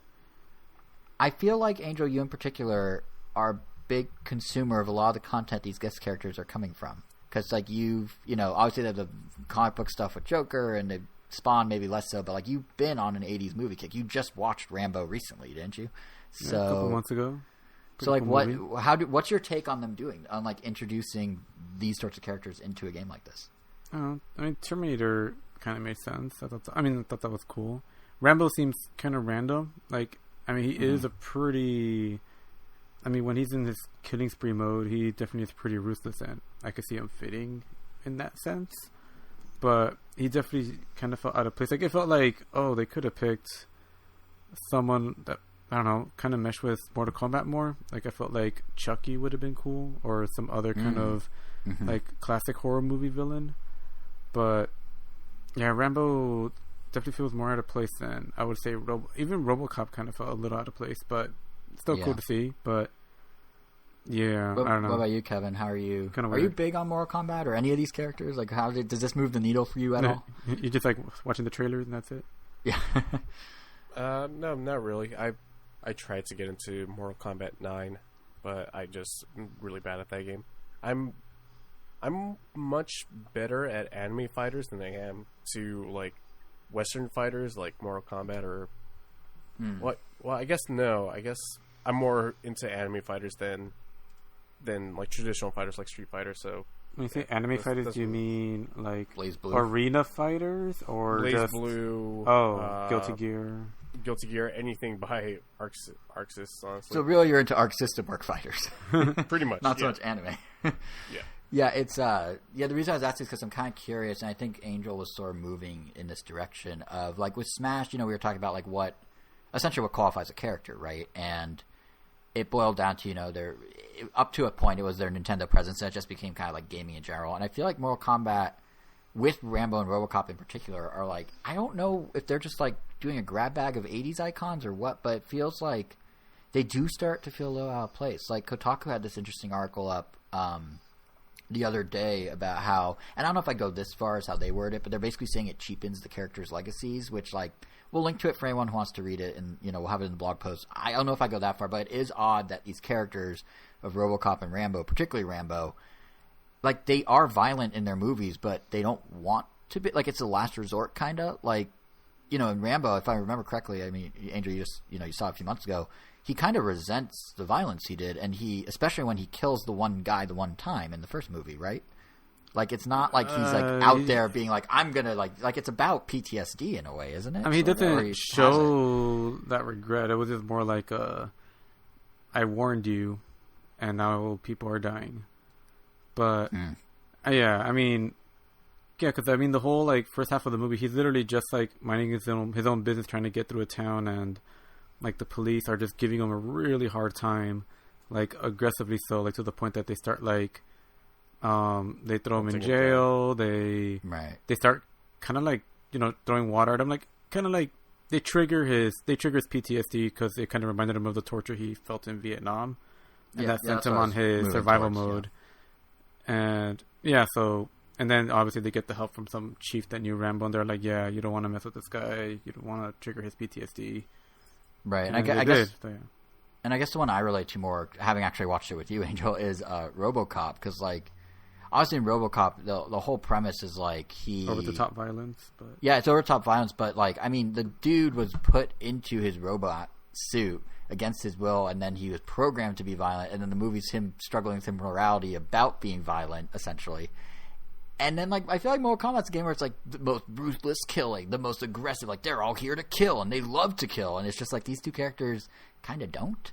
Like, they do kill a lot, but, like, it seems, I don't know, it just seems kind of, it's a small thing. It's a small nitpick, but it just is something that, like, as they keep announcing them, I keep going, like, that does, like, Joker makes sense. He's an agent of chaos. Like, Spawn, he's this Hellborn thing, sure. But, like, it seems like we're moving more and more into just people that happen to kill a lot. Now, like, I don't know, it seems like I don't know.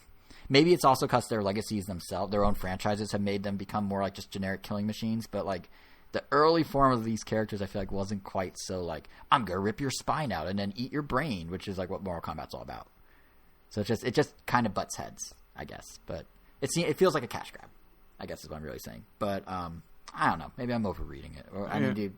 No, it seems fair. I mean, there's plenty of, like I kept saying, horror movie villains that they could have picked from. But I kind of like going back to Joker. Like it feels more like these are more headline grabbers than anything.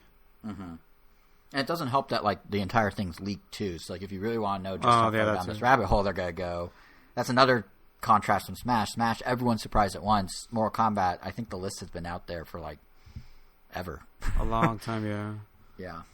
So it kind of takes some of the. So, like, if they're doing it for shock and awe and to get, like, just big name headlines, that would work if it wasn't leaked. But granted, you're not going to stop your product because something got leaked, but it just isn't helping their case. Yeah. But, so that's all I want to say about Mortal Kombat. I just thought it was kind of interesting that they're doing this, especially in contrast with Smash, because they announced them, like, 2 days apart. So, like, Smash gets all the headlines, like, the real, like, big, like, trending topics on Twitter, break Twitter, that sort of thing. But Mortal Kombat's doing some crazy stuff, too, in its own little corner over there. And it's selling really well, too. I mean, Smash is a 20 million seller, which is crazy, but Mortal Kombat's at like 8 million or something, which is, I think, the best-selling Mortal Kombat yet. So, it's definitely trucking along. I thought they weren't even going to get any more characters after the Complete Edition came out, because that added 2 characters, I believe. I forgot who they were. But then we get like a combat pack with 3 more characters. Oh, yeah. It's not really clear, I guess. I don't know. I guess what their release schedule looks like. Part of me is wondering if they're... Or go ahead. I do like, though, that... I don't know. I mean, I like the Smash reveals as well, but I do think I prefer how NetherRealms has been revealing characters in general. Usually they'll do, like, one trailer that shows off all the characters. Mm-hmm. Like they had a trailer that revealed... Or it showed off Adam, that crazy witch lady... from the Suicide Squad. I forgot her name. We literally discussed this. Me, your brother, and a couple of friends. We forgot her name. Hold on. We're not continuing this podcast until I remember her name. I just remembered it. What is it? Enchantress. Yeah, there you go. Ah, well done. I had no idea. Such a terrible movie. I've seen the movie. You haven't seen the movie? I have seen the movie, and I couldn't remember her. That should say all I need to say about the movie. Don't remember anything about it. Man, that movie's so bad. Yeah, it's not. I could do a whole 2 hours on why that movie is garbage. Tune in next week to Quarantine Chronicles number 12 for Kevin's 2-hour rant about Suicide Squad. I actually would like to hear, because I have thoughts too now that I think about it. I only remember the first half of the movie, but I did not like it. But we'll see. But yeah, though, they had a trailer that had Adam and Enchantress, and I believe they also had, I forgot who else was also revealed in that pack. But then it ends with like the Ninja Turtles coming out, and then they just show like all the characters right there, and none of them were out at that point yet, but it showed you everything that was going to be released, and then like every couple months they would release like an extended live stream of how that character works, and then release it a few days later. So basically, what Sakurai did. So basically, what Sakurai does, except they would have one really awesome trailer in the beginning that shows off everyone that's coming out. That way, like, since you're getting it all at once, there might be some people you're not as excited about. But since there's usually one person that you're crazy about, like whoever probably hates Ninja Turtles might have been super excited for Hellboy, because this is Injustice 2, by the way, and yeah, so. Or in the case of you, or for Smash Bros, it's like a lot of people were disappointed with Byleth, but if you just saw like one trailer that had like maybe started with like Byleth and I don't know Hero fighting, and then Joker intervenes or something, then it was like Banjo and like Terry or something. Like I feel like that would make it not only would it still be like a crazy big deal that some of these characters are showing up, but the ones that aren't as keen on Byleth will be like, well, we still got all these other ones, instead of, oh, this is their closer. This is like what it was all building up to. But or in the case of you with Ninja Turtles, I remember we were recording an episode right after that, so I was coming over. Like, it was within like 20 minutes of the trailer debuting, and I've never seen you so giddy or excited about anything in your life.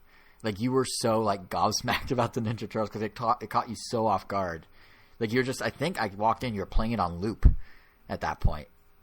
And then you're just like, yeah, it was the most excited I've ever seen you about anything, I think. And I never touched them. I don't know if that's... Wow, that's... You never tried them at all? Not even on, like, Elvis's copy? Not even once. Wow. Interesting. The game was already too... Like, initially, it did make me want to play the game, but then, as months pass and you see the game's meta develop, and it kind of feels like it's, like, too late at that point. Because a lot of, like, more traditional... Well, actually, I don't know.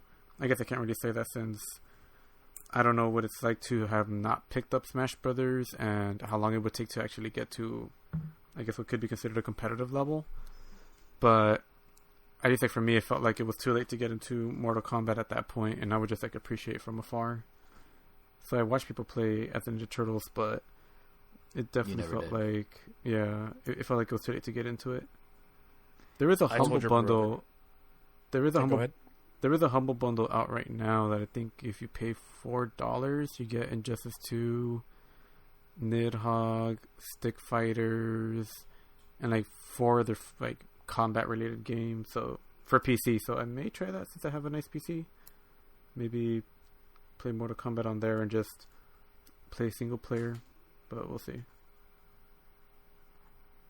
Kevin, you gonna say something? I was telling your brother yesterday that there are some days where I feel like just going on sort of blackout, not talk to any friends, not play any video games, not watch any movies, and just practice Super Smash Brothers. So I can. You should just master the Minecraft characters. No, you should master Joker. Or like, Joker. If you master Joker, you would definitely be like, you could probably like kick our butts all the time because he's just a really good character. He's very like agile feeling Joker. Yeah, he's definitely on the more advanced spectrum. Like a lot of inputs per second. You have to do a lot of short hop up airs so that he like pulls people down so that you could like do him back up. He has like a lot of cool little loops.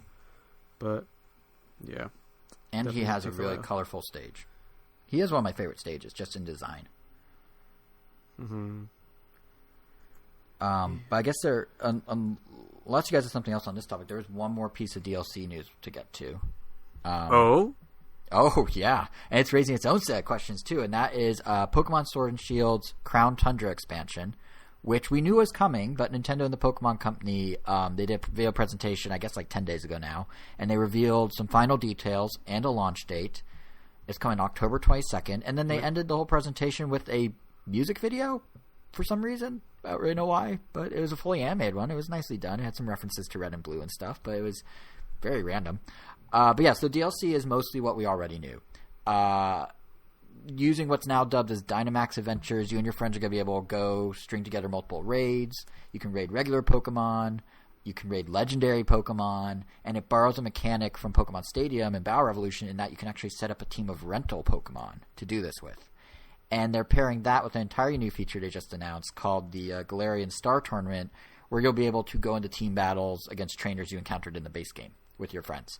And I swear, Angel, you have corrupted how I look at Pokemon, because like instead of seeing these for what they are, which is like a sort of diet MMO that, if nothing else, is kind of just further mainlining the Pokemon Go spin-off concept, you know, like of raids, and now bringing that into the main thing.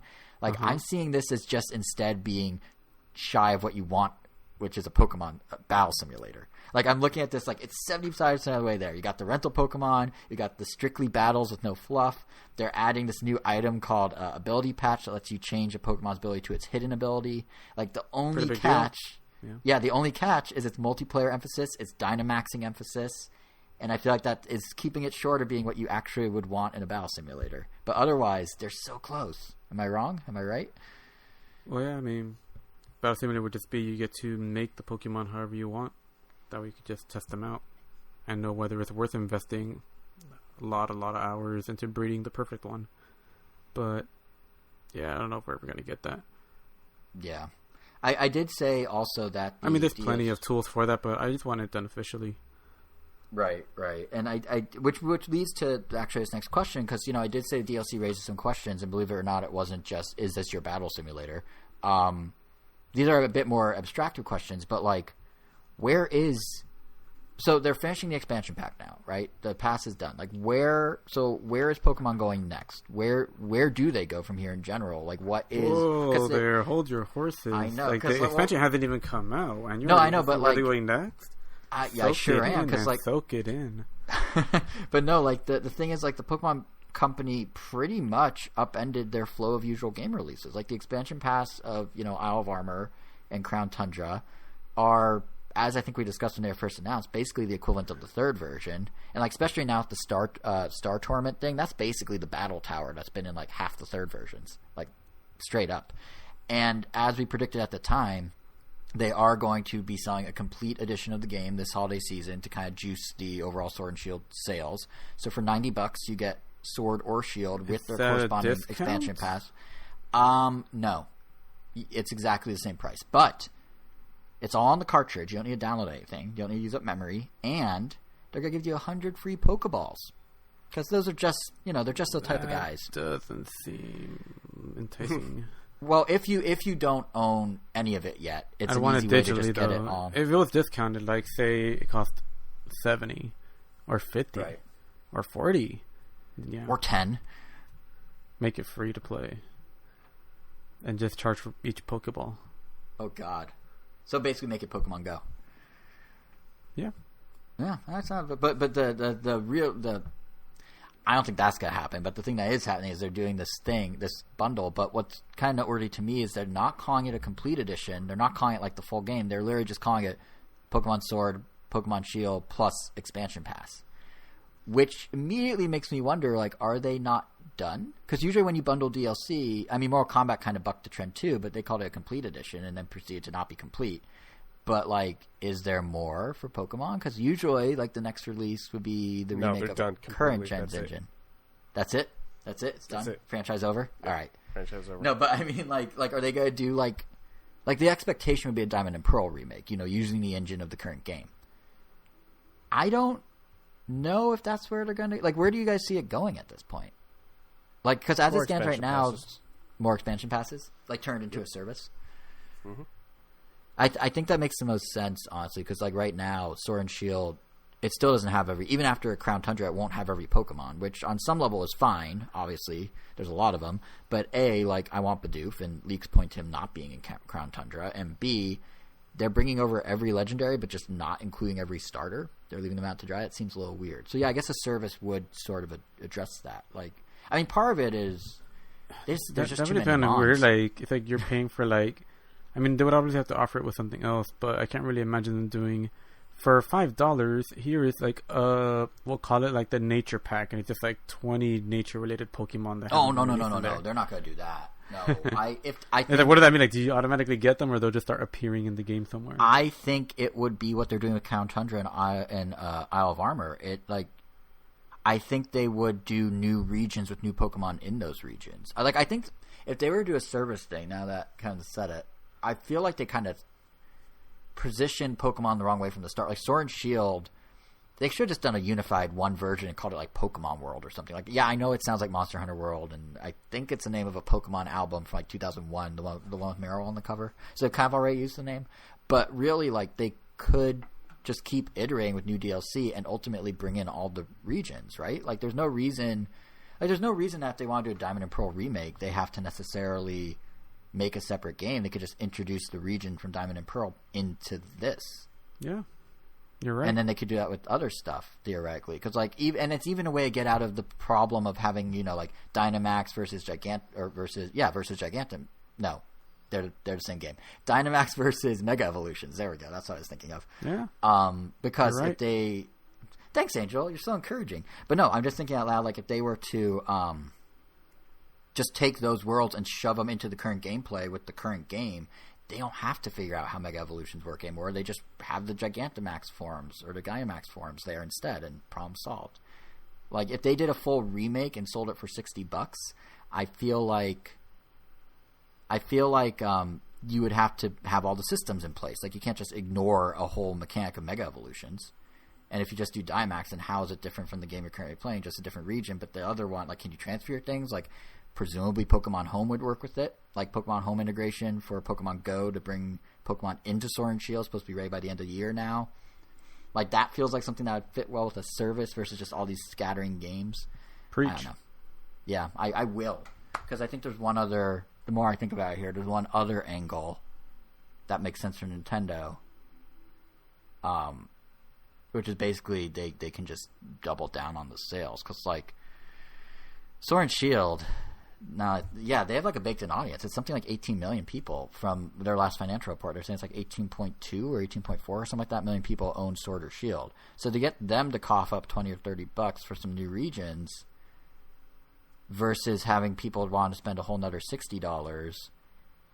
Yeah, I'm pretty sure they could actually generate more this way. Because, like, the remake... I remember the remakes for, like, Gold and Silver were, like, half the sales of the originals. Like, Heart Gold and Soul Silver sold, like, 12 or 13 million. I think Gold and Silver sold, like, 24 or something. So, like, this would be an easy way to get people to just double dip. And then for people who don't have it that maybe want to revisit Diamond and Pearl, now they're going to pay $90 to do it. So you're actually getting them to pay more. Actually, you know, the game of service thing makes sense. I can see them doing that. Yeah, maybe. But let's ask this then, Kevin. When was the last Pokemon game you played before Sword and Shield? Diamond and Pearl. So that's when we played Sword and Shield. Also that. Ooh, it's been a while. If they stuck Diamond and Pearl inside Sword and Shield, would you be more likely to do that, or if they made a remake of Diamond and Pearl, would you more likely to do that, or would you do neither? I would do neither. Oh, well, you're too many games out right then. now. Okay, fair. Well, it does kind of go back to the same thing we were saying, last couple episodes about how there's only so much time, and if every game's going to become a service, We're not long for this world, so we got to use the time we have here very carefully. Well, Angel, would you jump in at some point if they turned Sword and Shield into like a world, essentially, like a never-ending thing? Would you at some point jump in? Because I know you were waiting for Chatot or for something else. Maybe. I mean, I did essentially end up skipping Sword and Shield, so yeah, I've been on hiatus, and I don't know, maybe it's been long enough, but there's also plenty of other games to play. So I mean, I'm definitely gonna be giving Monster Hunter Rise a really good shot since I essentially completely skipped over Worlds. So right, yeah. And theoretically, if they did DLC as part of the next like if they just made Pokemon to a service at some point, when the same way you lap back to Monster Hunter, at some point you'd want to circle back to Pokemon, but it would just be Sword and Shield, wouldn't it? It's like I don't even know if I will at this point. Like, is this too big of a time sink? I mean, I still like Pokemon. I still keep up with the game. Like, I've essentially read and watched just about every section of the game, so it almost feels like I've played through it. Like, I've seen every boss encounter. I've seen every major Pokemon encounter. I know every new Pokemon that's out there. I have a favorite from this generation, even. But I think I might just continue doing that because I still love Pokemon as a franchise. But maybe, I don't know, I'm starting to feel like I just don't have time to play its games anymore. I mean, the one nice thing is... It would have to be very a drastic change or something. Right. The one nice thing is if you ever do feel the urge to jump back in, I believe all the DLC you don't need to get very far to access. I think they're intentionally letting you jump into DLC sooner rather than later, which again sort of primes the pump for them adding additional regions and past game stuff. Yeah. So, I mean, I guess they did do it with these two, unless for all we know, they were already in there from the very beginning. They were just a little incomplete, and they just had to, kind of finish them up and then just unlock them. I thought you meant that they were already done and just waiting. And this whole that's time, possible too. This whole time, every legendary just sitting on your cartridge. They were just polishing it this whole time, but maybe. But yeah, it'll be interesting to see where it goes, because it is definitely like Pokemon's at it's in a transitional phase right now where it was like halfway towards an MMO or towards like the open, not quite open world, but towards like mass multiplayer online approach. And I feel like depending on how they play this, they can go fully in or they can like walk it back and go back to their old setup. So it's going to be interesting to see which way they go. But for those who want something to do with Sword and Shield, Crown Tundra's out the week after Steve and Alex in Smash. So it's a busy couple weeks for Nintendo for DLC. Now there is one more topic. That's all for news, unless you guys had any news stories you want to talk about, actually, before I jump. Not really. Nope. I guess except that it shouldn't be too hard for Nintendo to adapt. Like if they really want to completely change it up, and they're gonna have to at some point.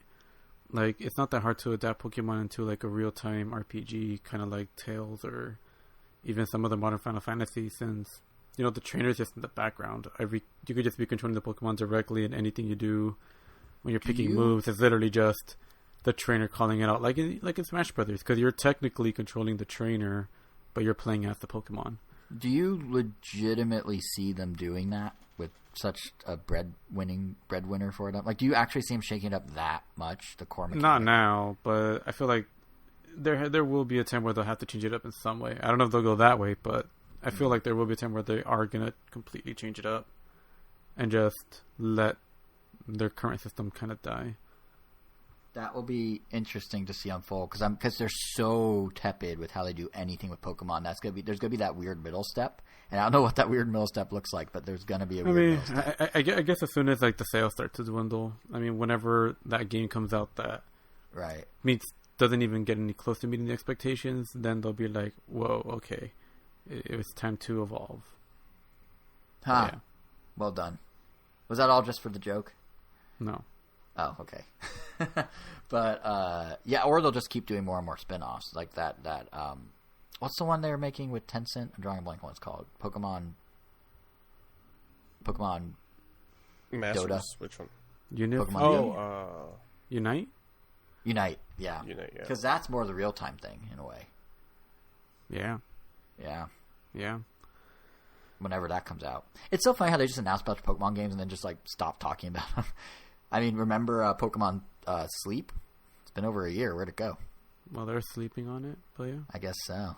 Now, there is one more topic that we're going to touch on. I think I'm the only one that's seen them, but Angel, you were asking me about them and to compare them. But have either of you watched High Score and or Console Wars, the two new game documentaries on Netflix and CBS? I've seen one episode of High Score, but... Okay. Haven't you seen either of them? Yeah, it was enough for me to be... I don't know if I'm going to watch the rest of it. Yeah. But I'm curious, since you've seen them, I'm guessing you've seen them in their entirety. I've seen their entirety, yes. Are they worth checking out for people like us that essentially keep up with video game history and know most of the stuff? Yes. I'd say they're really the video game version of those Fire Festival documentaries, where the two of them are very similar but different in some distinct ways. And I think up front, both are quite well done. They both cover some of the same milestones in gaming, specifically on the Nintendo side, how they saved the industry, obviously the 16-bit war, that's what Console Wars is all about, that stuff. They both do this thing where they recreate pivotal boardroom scenes and stuff in 16-bit graphics and have these visual sight gags in them, which is, they do a good job. They look nice. Actually, it's funny because they're both 16-bit, but their art styles are noticeably different. So it's kind of funny how they're similar but different. And likewise, their presentation style is a little different. High Score has our pal Charles Martinet, and I call him our pal because one time he shouted us out when we specifically asked him to. So that's what real friendship is, right? But he's narrating one and has some quippy comments as he goes. And then Console Wars has no narrator and just tells the story through its talking heads. And Console Wars, that one skews more on the Sega side. Like, here's a scrappy underdog fighting big, bad, monopolistic Nintendo. But it was really cool to see that the team behind the movie was able to get talking heads from both companies, like the biggest of the big two. I mean, they had all the Sega execs, and on the Nintendo side, anyone who follows Nintendo history, like they had Howard Lincoln, they had Peter Main, they had Howard Phillips, who's like Nintendo's so-called game master in the NES heyday. You know, plus names from like more recent, like when I started following their business side, like their marketing guy George Harrison, who was there, I think from like late Super Nintendo up through just before the Wii. So it was cool to see just the breadth of who they got, and like for that, I was interested in it. But I imagine, to your question, Angel, if anyone's listening to this podcast, there's a decent chance they know the main like markers of game history, like they know the milestones. So the question does become like, what do these offer beyond that, if anything? And I guess like they both teach you stuff you maybe don't know. Like I consider myself pretty well versed, and I definitely learned some things, particularly from High Score. High Score achieves this because it really sets out specifically to do so. Like, they don't frame the episode around milestones of game history per se. Each episode has a theme and kind of bounces around within it, usually trying to include like lesser known stuff and some sort of esports. The logic there, I guess, is that the history of gaming is always about who makes the games and not so much who plays the games, but the players are just as important, so they always try and emphasize that. So like, you know, those segments on the winner of the first Space Invaders competition, we're talking about the arcade scene blowing up, or the gameplay counselors you call at Nintendo in the 80s, because they're trying to emphasize how big Nintendo was. They had a hotline with hundreds of people on the staff to answer phone calls. Or like when they're talking about like you know, Sega's rise as kind of the bad boy in gaming, and the cool one, like they met with the winner of a big MTV Sega co-sponsored Genesis competition that was held on Alcatraz. Or in Alcatraz? I don't know. It's on the island of Alcatraz. It's in the prison of Alcatraz. And like all those, you know, are framed within this broader topic of whatever it is in that episode. So that was kind of cool to see, like, especially all the archival footage that came with it, which is also one of the things Console Wars has going for it in its favor, is they have all this old footage of Nintendo and Sega press conferences and booth videos from CES and E3, and it's so up my alley it isn't even funny. And like, while I know the beats of that story a bit better, hearing some of the first-hand anecdotes from those involved is really kind of cool, but it's not as like, you're not going to learn as much from Console Wars unless you're very unfamiliar. Like, one thing I like about High Score that it did that Console Wars didn't do is it talked about some parts of gaming you don't know about, and even some like different types of representation in gaming. Like, they did a thing about the rise of gaming. Yeah, like they did a thing about the rise of Madden and sports games in general with Trip Hawkins. And then it wasn't just about Trip Hawkins inventing Madden, which was like a big thing, like Trip Hawkins, founder of EA. It loops in the story of the guy who helped get black athletes into the game.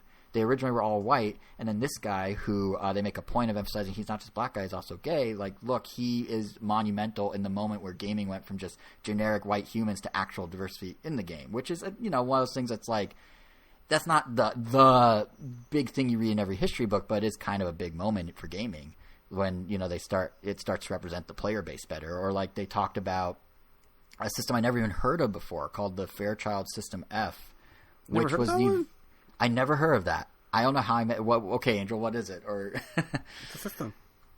Yeah. Okay. What's special about it?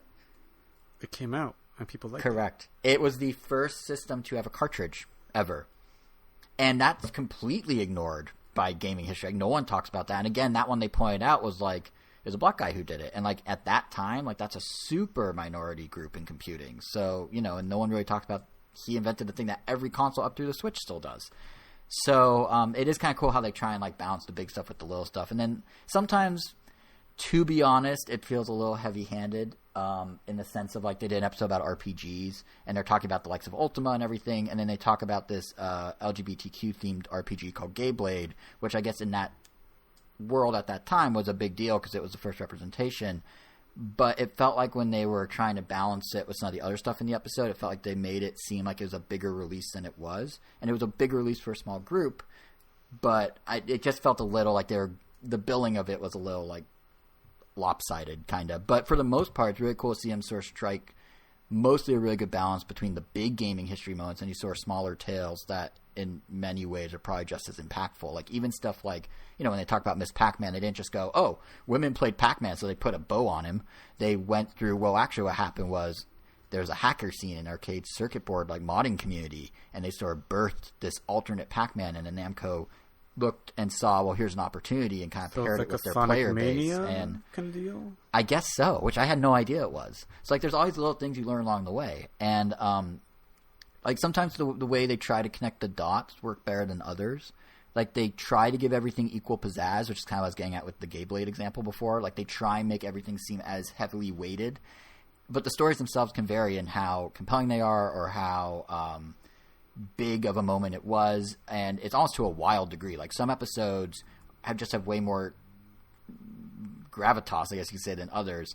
But for merely trying to attempt to tell those stories on equal footing, like that's pretty cool to see all these like lesser gaming history moments in the zeitgeist get a chance to kind of be pushed up and get some attention. So High Score is really cool for that.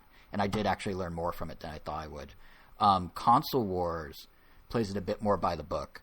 There's no tangents into like untold gaming history, but they do, like I was saying, use those talking heads. So they have a deeper dive into the 16-bit war. They have that archival footage I mentioned. And it's funny because like one of High Score's episodes actually focuses on the exact same topics of the 16-bit war. They cover the attitude difference of Sega and Nintendo's marketing. They cover, you know, the like ad blitz that Sega did, the Senate hearings over Mortal Kombat and Night Trap. So like that's actually probably the best apples to apples comparison because you got High Score and Console Wars literally doing the exact same story. And I think Console Wars for this one topic is the more compelling of the two simply because they had that wealth of knowledge from their interviewees. It's hard to like, you know, top having the heads of Sega and Nintendo both telling you their sides of their story. And anything because contradictory? No, nothing there's nothing contradictory, but there is a little like the story of how the head of Sega of America was sort of plucked to be the head of Sega America. It's similar but slightly different. Like both stories are basically he was in Hawaii and one of the Sega Japanese office like heads came up to him just randomly and was like, hey, we want you to work for us because he was a big name at Mattel or something. And just like the pacing of the story and the exact like unfolding of events was slightly different in each version, even though it was the same basic story. But then some stories are spot on. Like apparently when he was in the he basically went to Sega in Japan and gave a pitch of here's how we're going to take America, here's how we're going to counter Nintendo. And it was super like not what Sega wanted to do. They wanted to cut the price, they wanted to be aggressive, all this other stuff. They need a mascot and Sonic, like all this stuff. And in both series, both documentaries, the story goes exactly the same, which is the head of Sega got up, looked super mad, walked out of the room, and as he was opening the door, turned back and said, go ahead, I don't like it, but I told you you'd have full control. And that story is like verbatim in both. So there's similarities and differences. But I think the fact that Console Wars is so laser focused on this tale, this how they frame it, scrappy underdog Sega fighting the big behemoth Nintendo, which is kind of true. I think like the fact that they were able to focus on that let you get a little deeper and learn a little more. Like even silly things like apparently in the early Sega days, like multiple execs lived in a Days Inn near the office because no one had housing yet because they all just moved there because it was so like spur of the moment. But you know, sometimes with that one though, the narrative rushes a little to the point of like just keeping the story going, so it becomes very heavily focused on the Sega side. Nintendo's sort of the other, although my understanding is the Console Wars book that it's based on is the same way. But overall, I'd say both, like if you have any interest in gaming history, both are really entertaining and interesting. They're different approaches, but they're both fun watches. And I do appreciate, I think the way I can sum it up is I think I like the style of Console Wars better, but I think the content of High Score I learn more from. Big and small. So that's kind of where I'm at with those. I mean, what did you think of the one episode you saw, Angel? Like I said, I feel like I didn't really learn anything new, or at least if I did, it wasn't something very exciting. Maybe because I do find a lot of the history of video games interesting. There's just so many like similar structured videos that I've seen on YouTube that teach about the history of video games. So it's kind of hard to find something that I haven't seen already. And even if I hadn't, it feels like something I had. Because I honestly can't tell you how many like history of blah blah blah or certain companies like that I'm just like that I already learned about or already saw videos of. And even if they're YouTube videos, like they still have pretty good production value. So I don't know. It's interesting because I don't know how they could compete with. It's kind of like the whole like the Toys That Made Us kind of deal, where like I've seen and know plenty of like documentaries, like actual documentaries on like the history of Ninja Turtles, and for the most part, it does feel like the Toys That Made Us isn't doing anything new that I haven't seen already, and And you could practically live on YouTube and find like the history of anything, and there'll be plenty of little documentaries there. Sometimes with better info, but that's kind of the thing. Is like I don't watch a lot of those YouTube videos, and I think they're trying both High Score and Console Wars trying to differentiate from that by having all these people to talk to. Like when let's talk about how they talk to like the Sega champion, or they talk to the dude who made Gayblade, or they talk to to Trip Hawkins and like all that. Like they're trying to have it not just be, well, here's a thing that happened. They're trying to have it be in the words of the people that had it occur. So for like Console Wars, it was super cool because I know who all those people are. I thought like I've read Game Over, I've read all sorts of books about them. I know like the importance of or the get of getting Howard Lincoln and Peter Main in your video. Like that's big if you're or in your documentary. And YouTubers are not getting them. They're not getting Gail. What's her name? I forgot her last name. Tilden. There we go. Who was the publisher of Nintendo Power? She was the editor in chief of Nintendo Power when it started. That's like, true. They're not getting her, but like I guess the gets that some of these documentaries can get because of the money they have behind them. Exactly. Can be interesting sometimes, but I would honestly say 9 times out of 10, like it literally feels like 9 times out of 10, they get people that are just as uninteresting, if not less interesting, than the fact that some of these YouTube documentaries don't even get anybody. Like a lot of it is just like research that they've done in some videos or some other like anecdotal evidence. But yeah, like I feel like a lot of these documentaries always get like just random. Sometimes they'll just get like random player or random, pretty much people that have the same opinions or as much knowledge as you have. So I feel like I'm not gaining anything. Yeah, but every once in a while they will. But every once in a while they will get someone that's like, oh, this is actually someone interesting to hear directly from. But yeah, these definitely do a better job of that. Like they got the co-creator of Sonic. They got one of the Pac-Man people. They have an episode about fighting games, and they have I don't remember who. It's not Ono, who's now retiring from Capcom. It's someone else in that sphere. But they really did seek out some people. They got instead, and it's also interesting who they tried to get in some ways because they didn't get anyone from Nintendo Japan. They got what's his name? The composer of all the NES games who did the music, who then pivoted to be a DJ. He's like a chiptune DJ. I forgot his name. No. Reggie. But no, like they got him and they talked about like kind of the era of NES and the technology, but through the lens of like the music. So like some of it was because they couldn't get other people, I'm sure. And like it's weird how they would like, especially in High Score, lead with like these smaller people and then be like, oh, and also there was Miyamoto. Like they got Dylan Cuthbert who did Star Fox, and they were talking about like the evolution into 3D. And they did not focus on Mario 64. They focused on how Star Fox and the Super FX chip was kind of the early entry point to that, and then how it kind of became Mario 64. But like the flow, I mean. But wait, so you're saying they couldn't get an interview with Miyamoto? No, neither of them did. But my point is, like, it was kind of interesting that they didn't get the biggest names necessarily. Wow. Even the other. Why even bother at that point? But they got like interesting people for sure, and some names that if you follow Nintendo, you will recognize. So, at least on High Score. In Console Wars, they went like full on. Let's get the entire C-suite of executives from the American branches, which they succeeded in. So yeah, it's just slightly different approaches, but I see your point. Like, yeah, if you watch a lot of, like, Did You Know Gaming, if you watch a lot of those sort of like the history of, it's not gonna have the same weight, but it was for someone who doesn't watch a ton of them but still knows all this stuff from reading it up on it over the years. Like, I still learned a fair amount and thought it was very interesting. So that's that's those. They're really maybe the perfect thing to tide you over until our next episode, unless anyone has anything they want to talk about this episode still. Unfortunately, no. I wish I had it, but no. Sorry. Nothing. All right. Well, on that note, you guys can go watch those this week, because this coming weekend we'll be back with a new Quarantine Chronicles for all our non-Nintendo shenanigans, followed by our next regular Random Nintendo on October 25th. And you can bet we're going to have hands-on impressions of Minecraft, Steve and Alex, and Smash. Plus, of course, all the latest Nintendo news, maybe some Hades, depending on Kevin's Joy-Con and save state status, I guess.